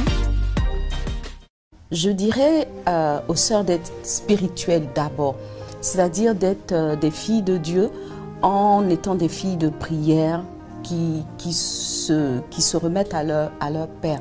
Il faut demander au Seigneur, il faut avoir le Seigneur pour allier et puis aller chercher des réponses auprès de Dieu. Il ne faut pas tout renvoyer comme ça du revers de la main, il faut d'abord prendre le temps de prier. Et je pense que Dieu, il veut notre bien. Dieu a dit dans sa parole qu'il ne donnera pas une pierre à quelqu'un qui lui demande un œuf, il ne donnera pas un scorpion à quelqu'un qui lui demande du pain. Voilà, donc il y a quelque chose que Dieu fait qui est toujours pour notre bien. Il faut donc aller à l'écoute du Seigneur qui sait exactement ce qui est bien pour nous. Parce que des fois, comme Pasteur Sanogo le dit dans ses enseignements, on est nous-mêmes déformés. Nos appréciations sont déformées, nos désirs sont déformés. Donc, on ne se connaît pas autant que Dieu nous connaît. On peut même se tromper sur soi-même, sur ses propres aspirations. C'est la raison pour laquelle il est important de se référer au Seigneur et puis d'être à l'écoute du Seigneur. Il arrive aussi, il faut le dire, que le Seigneur dise non. Parce que ça, c'est une autre paire de manches. Des fois, Dieu dit non, mais les filles ou bien les personnes qui prient veulent absolument forcer la main à Dieu et aller dans le sens que le Seigneur n'a pas validé. Donc, Dieu peut dire oui, mais il peut aussi dire non. Il faut obéir à la voix de l'Esprit qu'on entend. Selon vous, est-ce Dieu qui choisit le conjoint pour nous? Est-ce que c'est Dieu qui choisit pour nous? Je dirais pas tout à fait, mais Dieu peut nous conseiller parce qu'il sait toutes choses d'avance. On a parlé tout à l'heure de notre expérience, de notre histoire avec mon mari. Pour prendre la décision finale, j'ai dû passer du temps devant le Seigneur et personnellement, ce que Dieu m'a dit, c'est qu'il me conseillait de choisir ce candidat-là. Il me l'a dit, il dit je te conseille. Si tu estimes que je suis ton père, en tant que père, voici le conseil que je te donne. Alors j'ai demandé au Seigneur, mais si je fais un autre choix ou si je refuse ce choix-là, il m'a dit, tu es libre de ne pas accepter le premier choix que je te propose. Je serai toujours avec toi dans un autre choix. Voilà. Du coup, moi j'en ai déduit que le Seigneur ne nous force pas la main, mais il nous conseille. Et si nous sommes conscientes que Dieu est le Dieu omniscient, le Dieu qui sait toutes choses et surtout qui veut notre bien, il est toujours important de suivre ses conseils. Vous savez, lorsque Samuel devait choisir le futur roi, il s'est d'abord fié à l'apparence et Dieu lui a dit, Dieu regarde au cœur. Mais en fait, ce que Samuel cherchait, c'est plutôt le cœur. Les personnes ne s'imaginent pas, ils pensent qu'ils cherchent l'apparence. La réalité, l'apparence est changeante. Elle change constamment. Avec le temps, la physionomie, l'apparence d'une personne va évoluer. Vous comprenez? Donc, les valeurs qui vont demeurer et qui vont bâtir le foyer ne sont pas apparentes. Vous ne les voyez pas sur le visage d'une personne, vous ne les voyez pas avec la façon dont la personne s'habille, vous ne les percevez pas avec les moyens financiers, matériels dont elle dispose maintenant. C'est pas vrai. Vous ne pouvez pas vous fier à ça pour savoir si vous allez vous marier ou pas. Le mariage, ce n'est pas une affaire d'un instant, c'est une vie. Donc, or, les valeurs intérieures, vous ne pouvez les découvrir que dans la présence de Dieu. Et puis avec un peu d'observation. Voilà, mais aujourd'hui, je pense qu'on a beaucoup de problèmes au niveau du mariage. Le mariage tarde beaucoup parce que le jugement des personnes est d'abord de l'apparence. Donc, l'apparence les amène à rejeter ou à essayer de voir si ça peut aller avec certaines personnes. C'est ce que Samuel a failli faire. Dès qu'il arrive, il voit des garçons beaux, grands. Et puis Dieu dit non. Dieu dit non. Donc, il nous faut être sensible à la voix de Dieu. Lorsque même une apparence nous attire, c'est pas négatif. Ok, c'est pas négatif, on n'a pas dit non. Mais il faut prendre le temps de demander à Dieu, est-ce qu'il me correspond? Est-ce qu'on va ensemble? Toi qui sais toutes choses, est-ce que tu me conseilles cet homme-là? Est-ce que tu me conseilles cette fille-là? Et voilà. Comment faites-vous pour vivre l'harmonie dans votre couple après 20 ans de mariage? Moi, est-ce qu'on est en harmonie après une vingtaine d'années de mariage? Parce qu'on se comprend, on est complices aussi. Ça prend du temps effectivement de bâtir cette complicité, mais c'est le but. Pour moi, c'est le but du mariage. Au fur et à mesure, on apprend à mieux se comprendre, on apprend à relativiser, à lâcher prise aussi. C'est très important pour l'harmonie. Il y a des moments où il faut savoir lâcher prise. Et puis, au fur et à mesure, il y a une complicité qui se bâtit, il y a une amitié profonde qui naît. Et c'est ça qui permet de rester en harmonie. Très bien. C'est cela. Moi, j'ai une image un peu pour l'harmonie. Comme vous le savez, je fais de la musique, je joue de la guitare. Et il faut harmoniser chaque fois les cordes. Vous comprenez, il faut les harmoniser pour pouvoir jouer. Avoir le bon son. Il y a une base harmonique, il y a une ligne harmonique basique, standard, à partir de laquelle toutes les guitares sont réglées. Mais tous les guitaristes savent qu'on peut régler à partir de n'importe. C'est-à-dire que même si la première corde est réglée n'a pas un mi, mais un do, le reste peut s'harmoniser et puis ça va donner un bon son. Donc on peut toujours créer un équilibre. C'est-à-dire que quelle que soit la posture ou la position d'une personne, on peut toujours créer l'harmonie. Donc l'harmonie dans notre couple vient du fait que si tu vois la personne est dans un environnement donné ou dans un état donné, voilà, tu ne vas pas essayer tu vas toujours prendre la position qui va créer l'harmonie, qui va engendrer l'équilibre. Il y a un ami qui a, l'épouse d'un ami en fait qui sortait cette phrase-là, qui dit le couple c'est comme un combat sur un ring, voilà, en quelque sorte. Hein. Elle dit pour se battre sur un ring, il faut être deux. Si il n'y a pas d'adversaire face au boxeur, il est en train de faire un entraînement. C'est-à-dire, imaginez une personne qui est en train de bouger. S'il n'y a personne, il est en entraînement. S'il y a deux, on va dire qu'il y a combat. Alors elle dit, eux dans leur couple, c'est leur règle. Hein, c'est leur petit secret.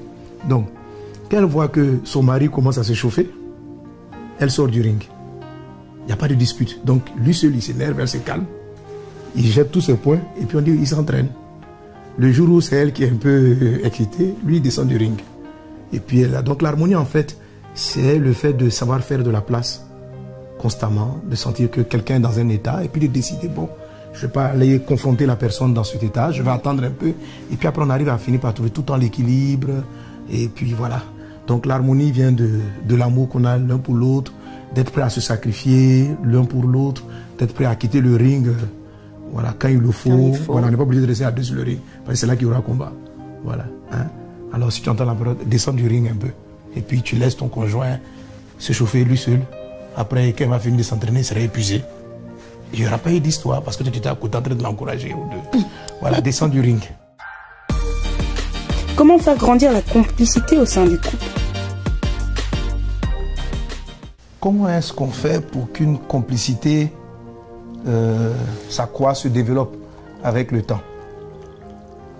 Voilà.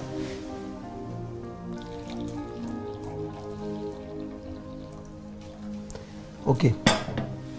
C'est d'abord une décision. C'est d'abord une décision. La complicité, c'est une décision. Il ne faut pas laisser la complicité au gré de vos émotions, de vos sensations, de vos sentiments. Il faut décider. Il faut décider d'être heureux. Il faut faire le choix d'être heureux ensemble. Voilà, il faut faire le choix. Dès l'instant où vous faites le choix d'être heureux ensemble, vous faites les choses pour vous rendre heureux l'un l'autre. C'est-à-dire, on apprend progressivement, c'est pas immédiat, mais on apprend progressivement à savoir qu'est-ce qu'il faut pour que la maison soit heureuse, pour qu'il y ait de la complicité.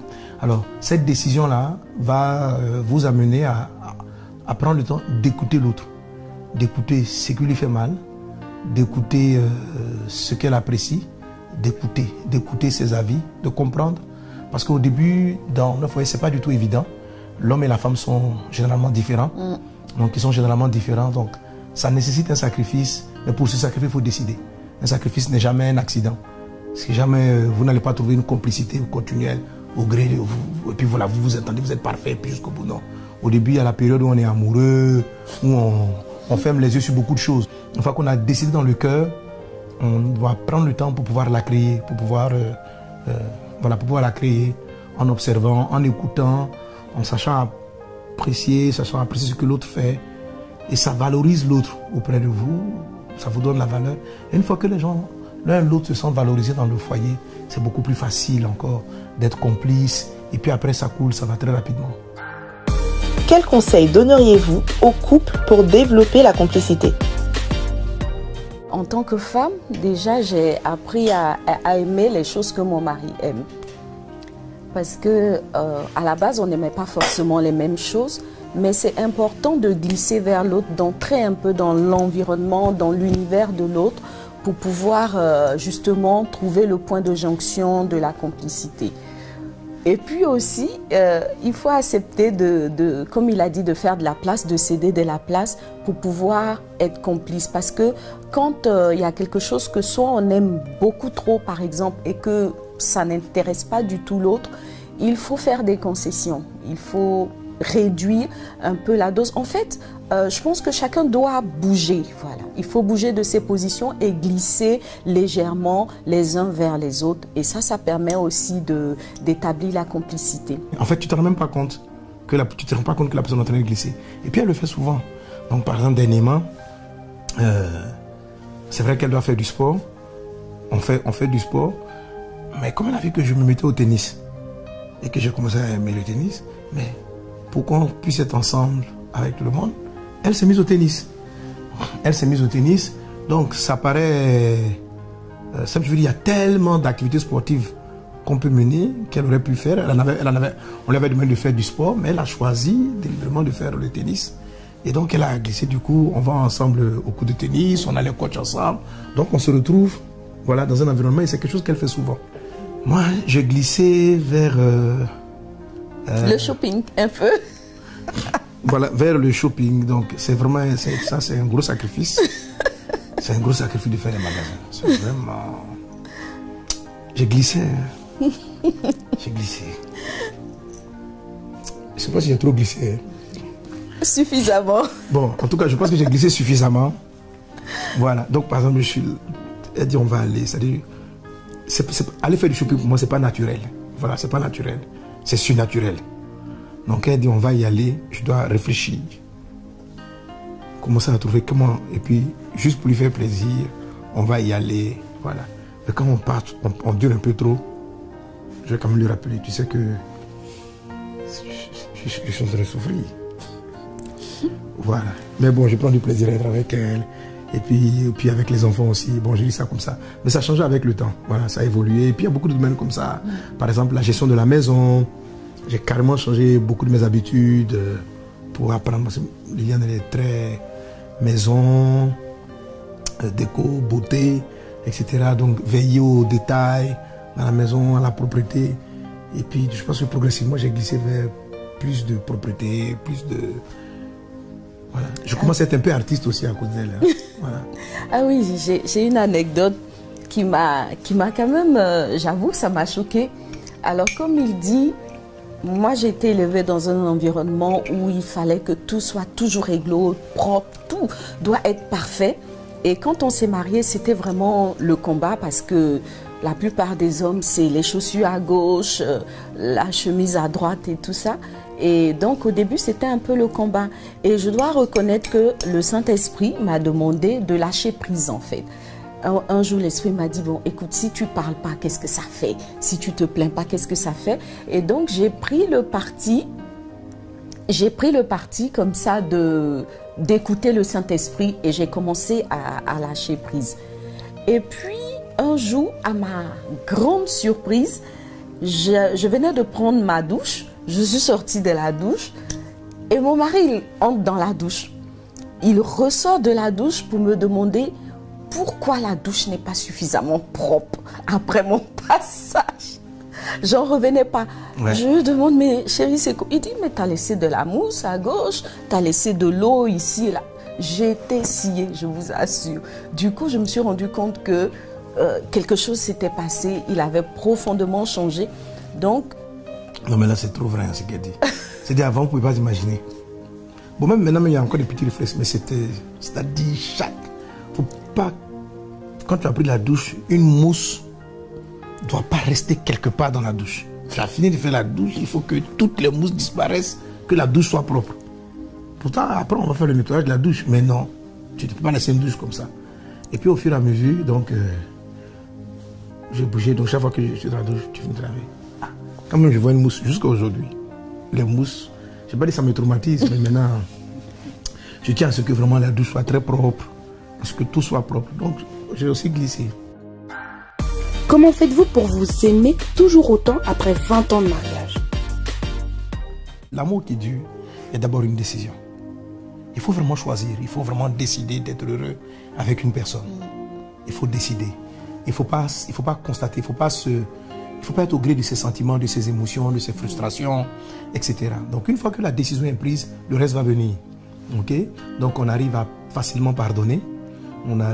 C'est beaucoup plus facile de pardonner. Voilà. Quelqu'un qui est dans l'émotionnel va toujours se demander, après chaque dispute ou chaque mésentente, est-ce qu'il a fait le bon choix? Est-ce qu'il aurait dû être là? Donc c'est constamment en train de se poser la question. Et ce genre de questions-là ronge progressivement les sentiments, l'amour, l'estime de l'autre. Parce qu'on est tout le temps en train de se demander, mais est-ce que j'ai pas fait une erreur? Est-ce que j'ai pas fait une erreur? Est-ce que j'ai pas fait une erreur? Voilà. Or, une fois qu'on a décidé, on a pris un engagement, on se dit, bon, ok, je vais vivre avec cette personne-là toute ma vie. Faisons en sorte que cette vie soit du plaisir, soit du bonheur, qu'on soit content d'être ensemble. Et après ça, vous allez voir que ça va aller seul. Hein. Voilà, ça va aller de gloire en gloire. Vous allez voir que plus le temps, moi je pense qu'aujourd'hui je suis plus amoureux de ma femme que dans les premiers jours. C'est-à-dire là, non. Je suis trop fan d'elle. Ah oui. Et puis ça augmente chaque fois. Mais tout commence par la décision et non par l'émotionnel. Parce que vous allez tout le temps rencontrer des difficultés, des mésententes, des accrocs sur des points. Mais il faut décider. Personne ne vous oblige d'être malheureux. Il faut faire un choix. Après ces longues années de mariage, comment contourner la routine au sein du couple? La question de la routine dans le couple. Il y a le fait que beaucoup de personnes pensent que la routine est une mauvaise chose. La routine ou les coutumes. Non, la routine n'est pas une mauvaise chose. Il y a des éléments qui sont une routine naturellement. La vie même est une routine. Le fait de se lever le matin, tous les jours on se réveille. Tous les jours il faut s'endormir. Tous les jours on respire. Tous les jours on mange. En fait, la vie elle-même est composée d'éléments routiniers. Mais je ne pense pas qu'à un moment donné, on dise « je suis fatigué de respirer ». Parce qu'on est conscient que respirer est vital. Il faut juste comprendre que la vie de son couple, sa relation conjugale est vitale et que ça fait partie de notre existence. C'est un choix, c'est une part de notre existence qu'on a choisie. Elle intègre désormais notre vie et on ne doit pas en fait, à un moment donné, laisser le diable nous faire croire qu'on se lasse de la personne. De la même façon qu'on ne va pas se lasser de respirer, on ne peut pas dire je suis lassé de marcher parce que même marcher est une bénédiction. Il faut juste réaliser que la personne avec qui on est une bénédiction et continuer son chemin dans la vie avec cette bénédiction-là en se disant que chaque jour sera meilleur. Et puis je pense que c'est la meilleure façon d'aborder les choses et de continuer à aller de l'avant avec son couple. L'être humain est un être créatif qui a besoin d'apporter des éléments nouveaux dans son quotidien, dans son environnement, tout en ne perdant pas de vue les fondamentaux. Dans la vie du couple, la relation elle-même est l'élément fondamental. Maintenant, je peux l'agencer, je peux l'entretenir, je peux l'embellir. Voilà. Mais je ne dois pas à un moment me dire non, je suis fatiguée de la personne avec qui je vis. Je peux être fatiguée d'une habitude qui est là, mais je la renouvelle, je la rafraîchis par exemple. On peut changer la façon de manger, on peut changer peut-être sa démarche, mais on ne peut pas changer le fait fondamental qu'on doit marcher. Alors, on peut changer de chaussures, mais il y a des éléments qui sont inamovibles. Et puis, il y a toute la broderie qu'on peut mettre autour pour rendre les choses plus fraîches chaque fois. Alors, c'est juste ce travail-là qu'il faut faire. Si un matin, tu te lèves et tu as l'impression que tu es fatigué de cette vie de couple, ça veut simplement peut-être dire que tu dois faire des efforts à nouveau, rapporter de la fraîcheur, rapporter des éléments nouveaux dans le quotidien. Et des fois, il faut peut-être décider de partir en vacances ensemble. Déjà ça, changer d'environnement ensemble, essayer d'autres choses ensemble, aller découvrir de nouveaux horizons. Ça, c'est une façon aussi de rompre, si mauvaise routine il y a, de rompre avec une routine qui commence à être trop routinière. On peut prendre des décisions nouvelles. On peut changer le menu de la maison, pourquoi pas? Parce que ça aussi, ça peut alourdir le couple. On mange tout le temps la même chose. On peut changer. Il y a des choses qu'on peut ramener. Est-ce que se lever le matin pour dire bon, je t'aime plus, je ne te sens plus, je vais partir, tout ça, voilà. Tous ceux qui vivent sur le sentimental, l'émotionnel, ne peuvent pas bâtir un couple durable. On ne peut pas bâtir un couple durable. Oui, il y a des moments où on peut se prendre la tête, on peut être déçu, on peut être découragé, voilà. Mais lorsque les fondements sont posés, et c'est quoi les fondements? Les fondements, ça va être dans... Les fondements vont s'habiller avec ce que les personnes appellent la routine. Vous voyez, les fondements d'une maison ne doivent pas bouger. Sinon, la maison s'écroule.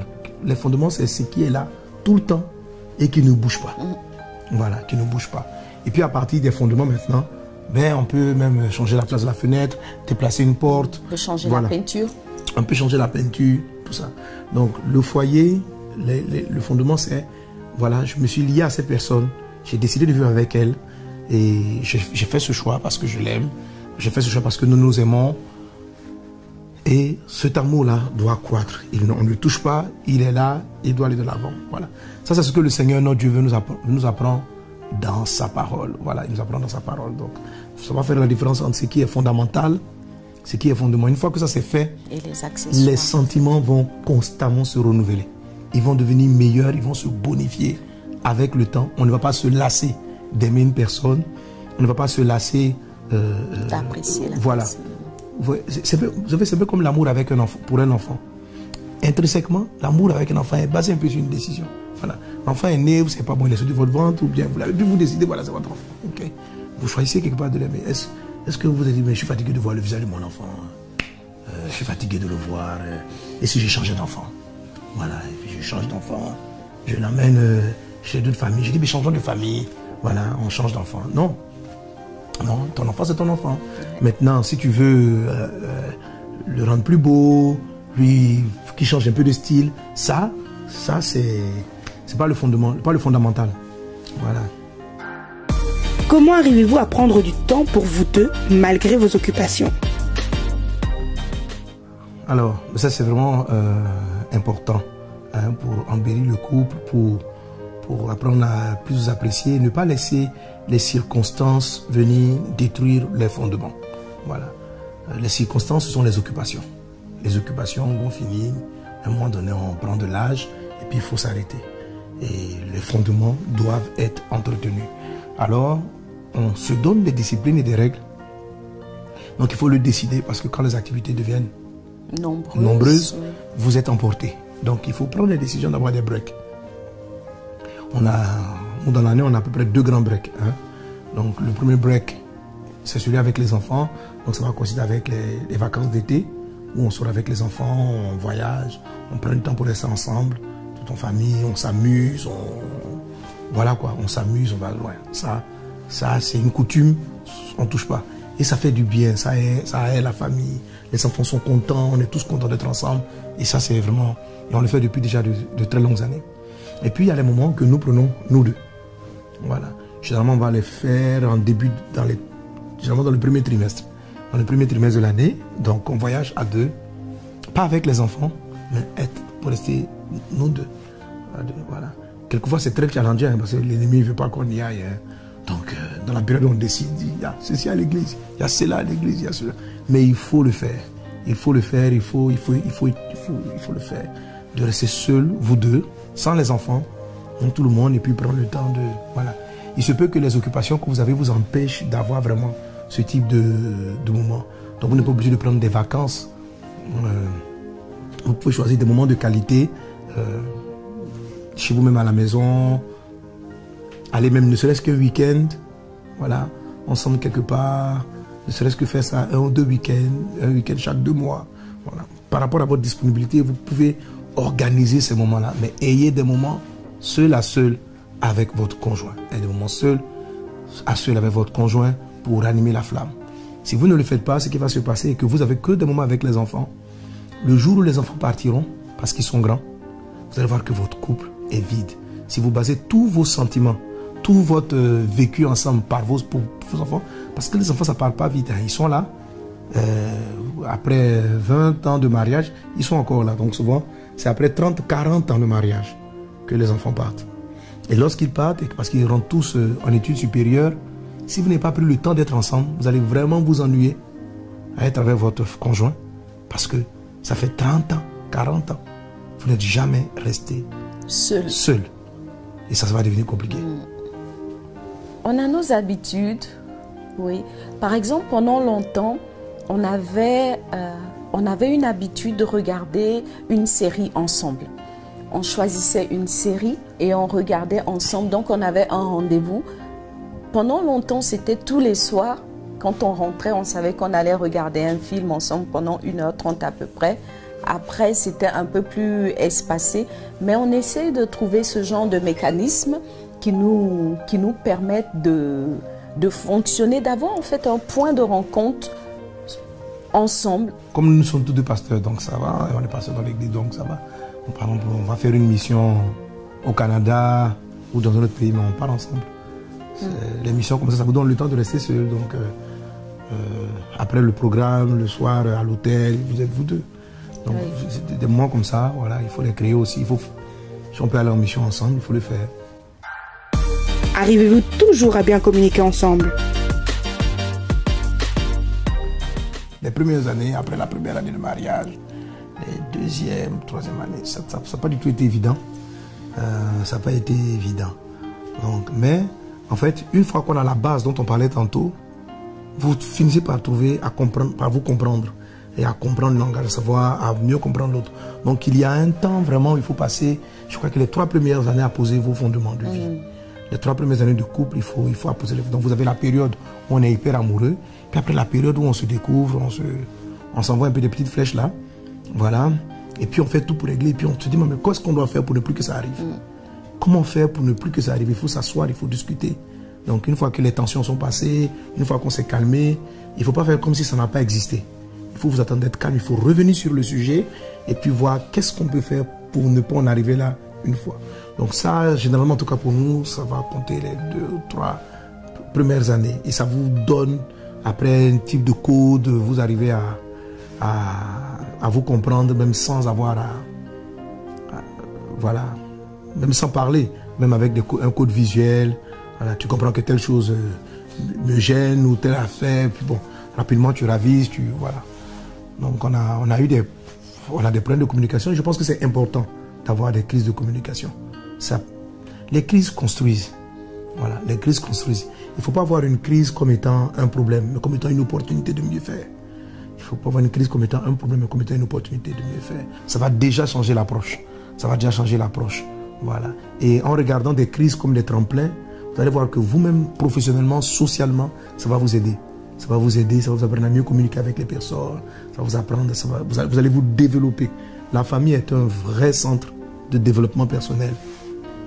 Ce que moi je pourrais dire concernant la communication, c'est que dans le couple, j'ai compris que l'homme et la femme ne communiquent pas de la même façon. Alors moi j'ai une petite anecdote, c'est que mon mari il a l'habitude de dire que moi j'exagère toujours, mais je pense que c'est très féminin. Alors donc par exemple si j'estime que ça fait 2-3 semaines on n'est pas sorti, je me suis rendu compte que je lui disais toujours mais on sort jamais, on sort jamais. Ouais. Et il me disait tu es sûr qu'on sort jamais? Moi je dis ben ouais on sort jamais. Alors il prend son calendrier et il dit ben telle date on était à tel restaurant. Puis je dis ah tiens c'est vrai. C'est très bien comme exemple parce que moi au début ça m'énervait. Voilà, je trouvais que c'était mais c'est pas croyable. On fait tous les efforts, on est sorti il n'y a pas longtemps. Elle va venir dire encore on n'est jamais sorti. Je dis mais quelles sont ces histoires, on n'est jamais sorti. Je dis donc et puis bon, souvent quand elle a mené cette phrase là, tu sais qu'elle était fâchée. Elle dit mais vraiment on n'est jamais ensemble. Je dis mais comment on n'est jamais ensemble? Il n'y a même pas quelques jours on était allés. Donc c'est blessant. C'était blessant. Et puis après, l'esprit m'a apaisé. Il m'a dit, toi c'est la communication, mais est-ce que tu es obligé de te fâcher parce que tu as compris maintenant que le jamais, ça veut dire qu'elle a envie d'être avec toi, qu'elle veut que vous passiez un petit moment de qualité ensemble. Donc c'est une demande. Vois ça comme une demande et non comme une agression pour te dire que tu n'es pas responsable. Parce que c'est comme ça l'homme interprète cela, que tu n'es pas responsable, tu ne fais pas ce que tu dois faire, tu refuses. Oh. Donc j'ai décidé d'avoir un convertisseur dans ma tête pour traduire vraiment ce type de langage et puis harmoniser la communication. Donc, au début, ça me fâchait, mais je disais de ne plus me fâcher pour ce type de phrase. Et elle aussi, elle a diminué aussi le type de phrase. Donc, on finit par trouver l'harmonie de communication.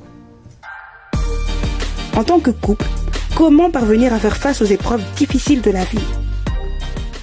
Des moments difficiles qu'on a traversés. Je me souviens...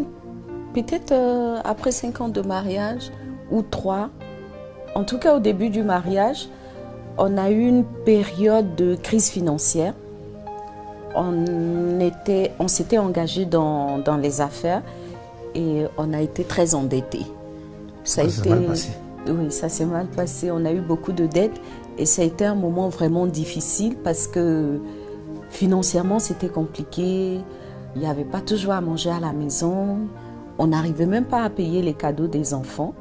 Ça a été un moment difficile, mais on a trouvé le moyen de se souder et on a prié ensemble. Au fond, je dois dire que l'essentiel du problème avait été créé par moi, mes activités, mais j'ai vu qu'en fait, mon mari il ne me jetait pas la pierre. Il ne considérait pas que c'était mon problème.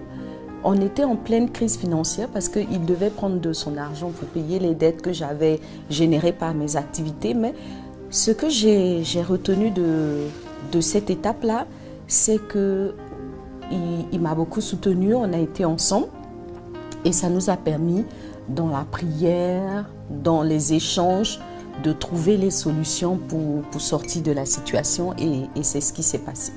Ça c'est vraiment très important. Tous les couples, en tout cas à un moment donné, peuvent traverser des crises. Pas les crises forcément internes, mais des crises qui arrivent de l'extérieur. Et lorsque les crises arrivent à l'extérieur, généralement elles vont attaquer une des personnes. Voilà. Il est important que le conjoint se souvienne toujours de ce que Dieu a dit. Deux valent mieux qu'un. Si l'un tombe, l'autre le relève. Il faut être avec la personne. Voilà. Il ne faut pas transformer votre maison en règlement de compte parce que la personne déjà qui a été affaiblie par le problème se culpabilise déjà suffisamment. Elle se fait souvent beaucoup de reproches. Donc si vous voulez en rajouter, chaque fois qu'elle entre à la maison, ça va davantage briser votre couple en éclats. Mais pour y arriver, donc c'est comme ça qu'on a parlé aussi. Il y a dans la période beaucoup d'humilité aussi. Parce qu'il y a des personnes, malgré qu'elles aient mal fait, elles vont venir se justifier à la maison. Il faut beaucoup d'humilité. Lorsqu'on a fait de mauvais choix, lorsqu'on a pris de mauvaises décisions, il faut de l'humilité. Donc comment est-ce qu'on résout les crises? Je dirais humilité et puis être ensemble. Voilà, humilité, reconnaître ce qui ne va pas et puis être ensemble. Être ensemble pour affronter les différents défis. Quelle est votre plus grande fierté? Notre plus grande fierté, chérie? Non. Notre plus grande fierté, les enfants? Les enfants. Ouais. Les enfants d'abord. Les enfants. Pour nous, c'est la plus belle chose qu'on a pu réaliser ensemble en tant que couple. Ouais. On a 4 enfants Et par la grâce de Dieu, on les a élevés au quotidien, on continue. Mais au bout d'une vingtaine d'années, on est quand même fiers de ce qu'on a produit, on va dire ça comme ça. Oui, en tout cas, on rend grâce à Dieu. Vraiment, c'est les enfants. Voilà. Vous savez, chaque enfant a son histoire dans un couple. Et arriver avec l'aide du Saint-Esprit, prier, savoir comment résoudre tel défi de chaque enfant, et puis voir l'enfant s'en sortir à la fin, c'est un accomplissement. C'est un accomplissement qui vous réjouit. Voilà. Quand les enfants sont souvent confrontés, on peut être confronté à des défis de santé, mais vous mettre ensemble pour pouvoir résoudre le problème, chercher la face de Dieu, voir la situation être résolue, ça fait du bien. Donc un enfant, c'est pas simplement le fait d'en avoir, mais c'est aussi le fait de voir comment le Seigneur avec vous arrive à résoudre les difficultés et puis à relever l'enfant quelque part. Amener l'enfant quelque part. Voilà. Quand vous êtes ensemble par rapport à vos enfants, vous allez voir que Dieu va davantage vous aider à résoudre les différents défis auxquels ils sont confrontés. Et ça, c'est un accomplissement. Qui de vous deux demande pardon en premier?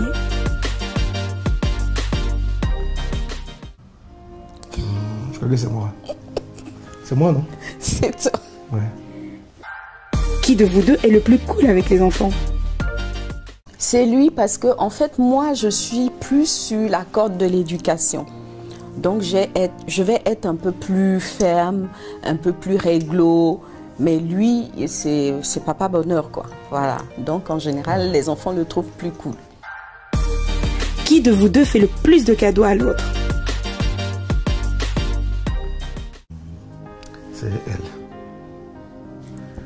Non, tout le monde sait que c'est toi, hein? Ouais. Mais moi, je fais plus de qualité. Elle a en quantité.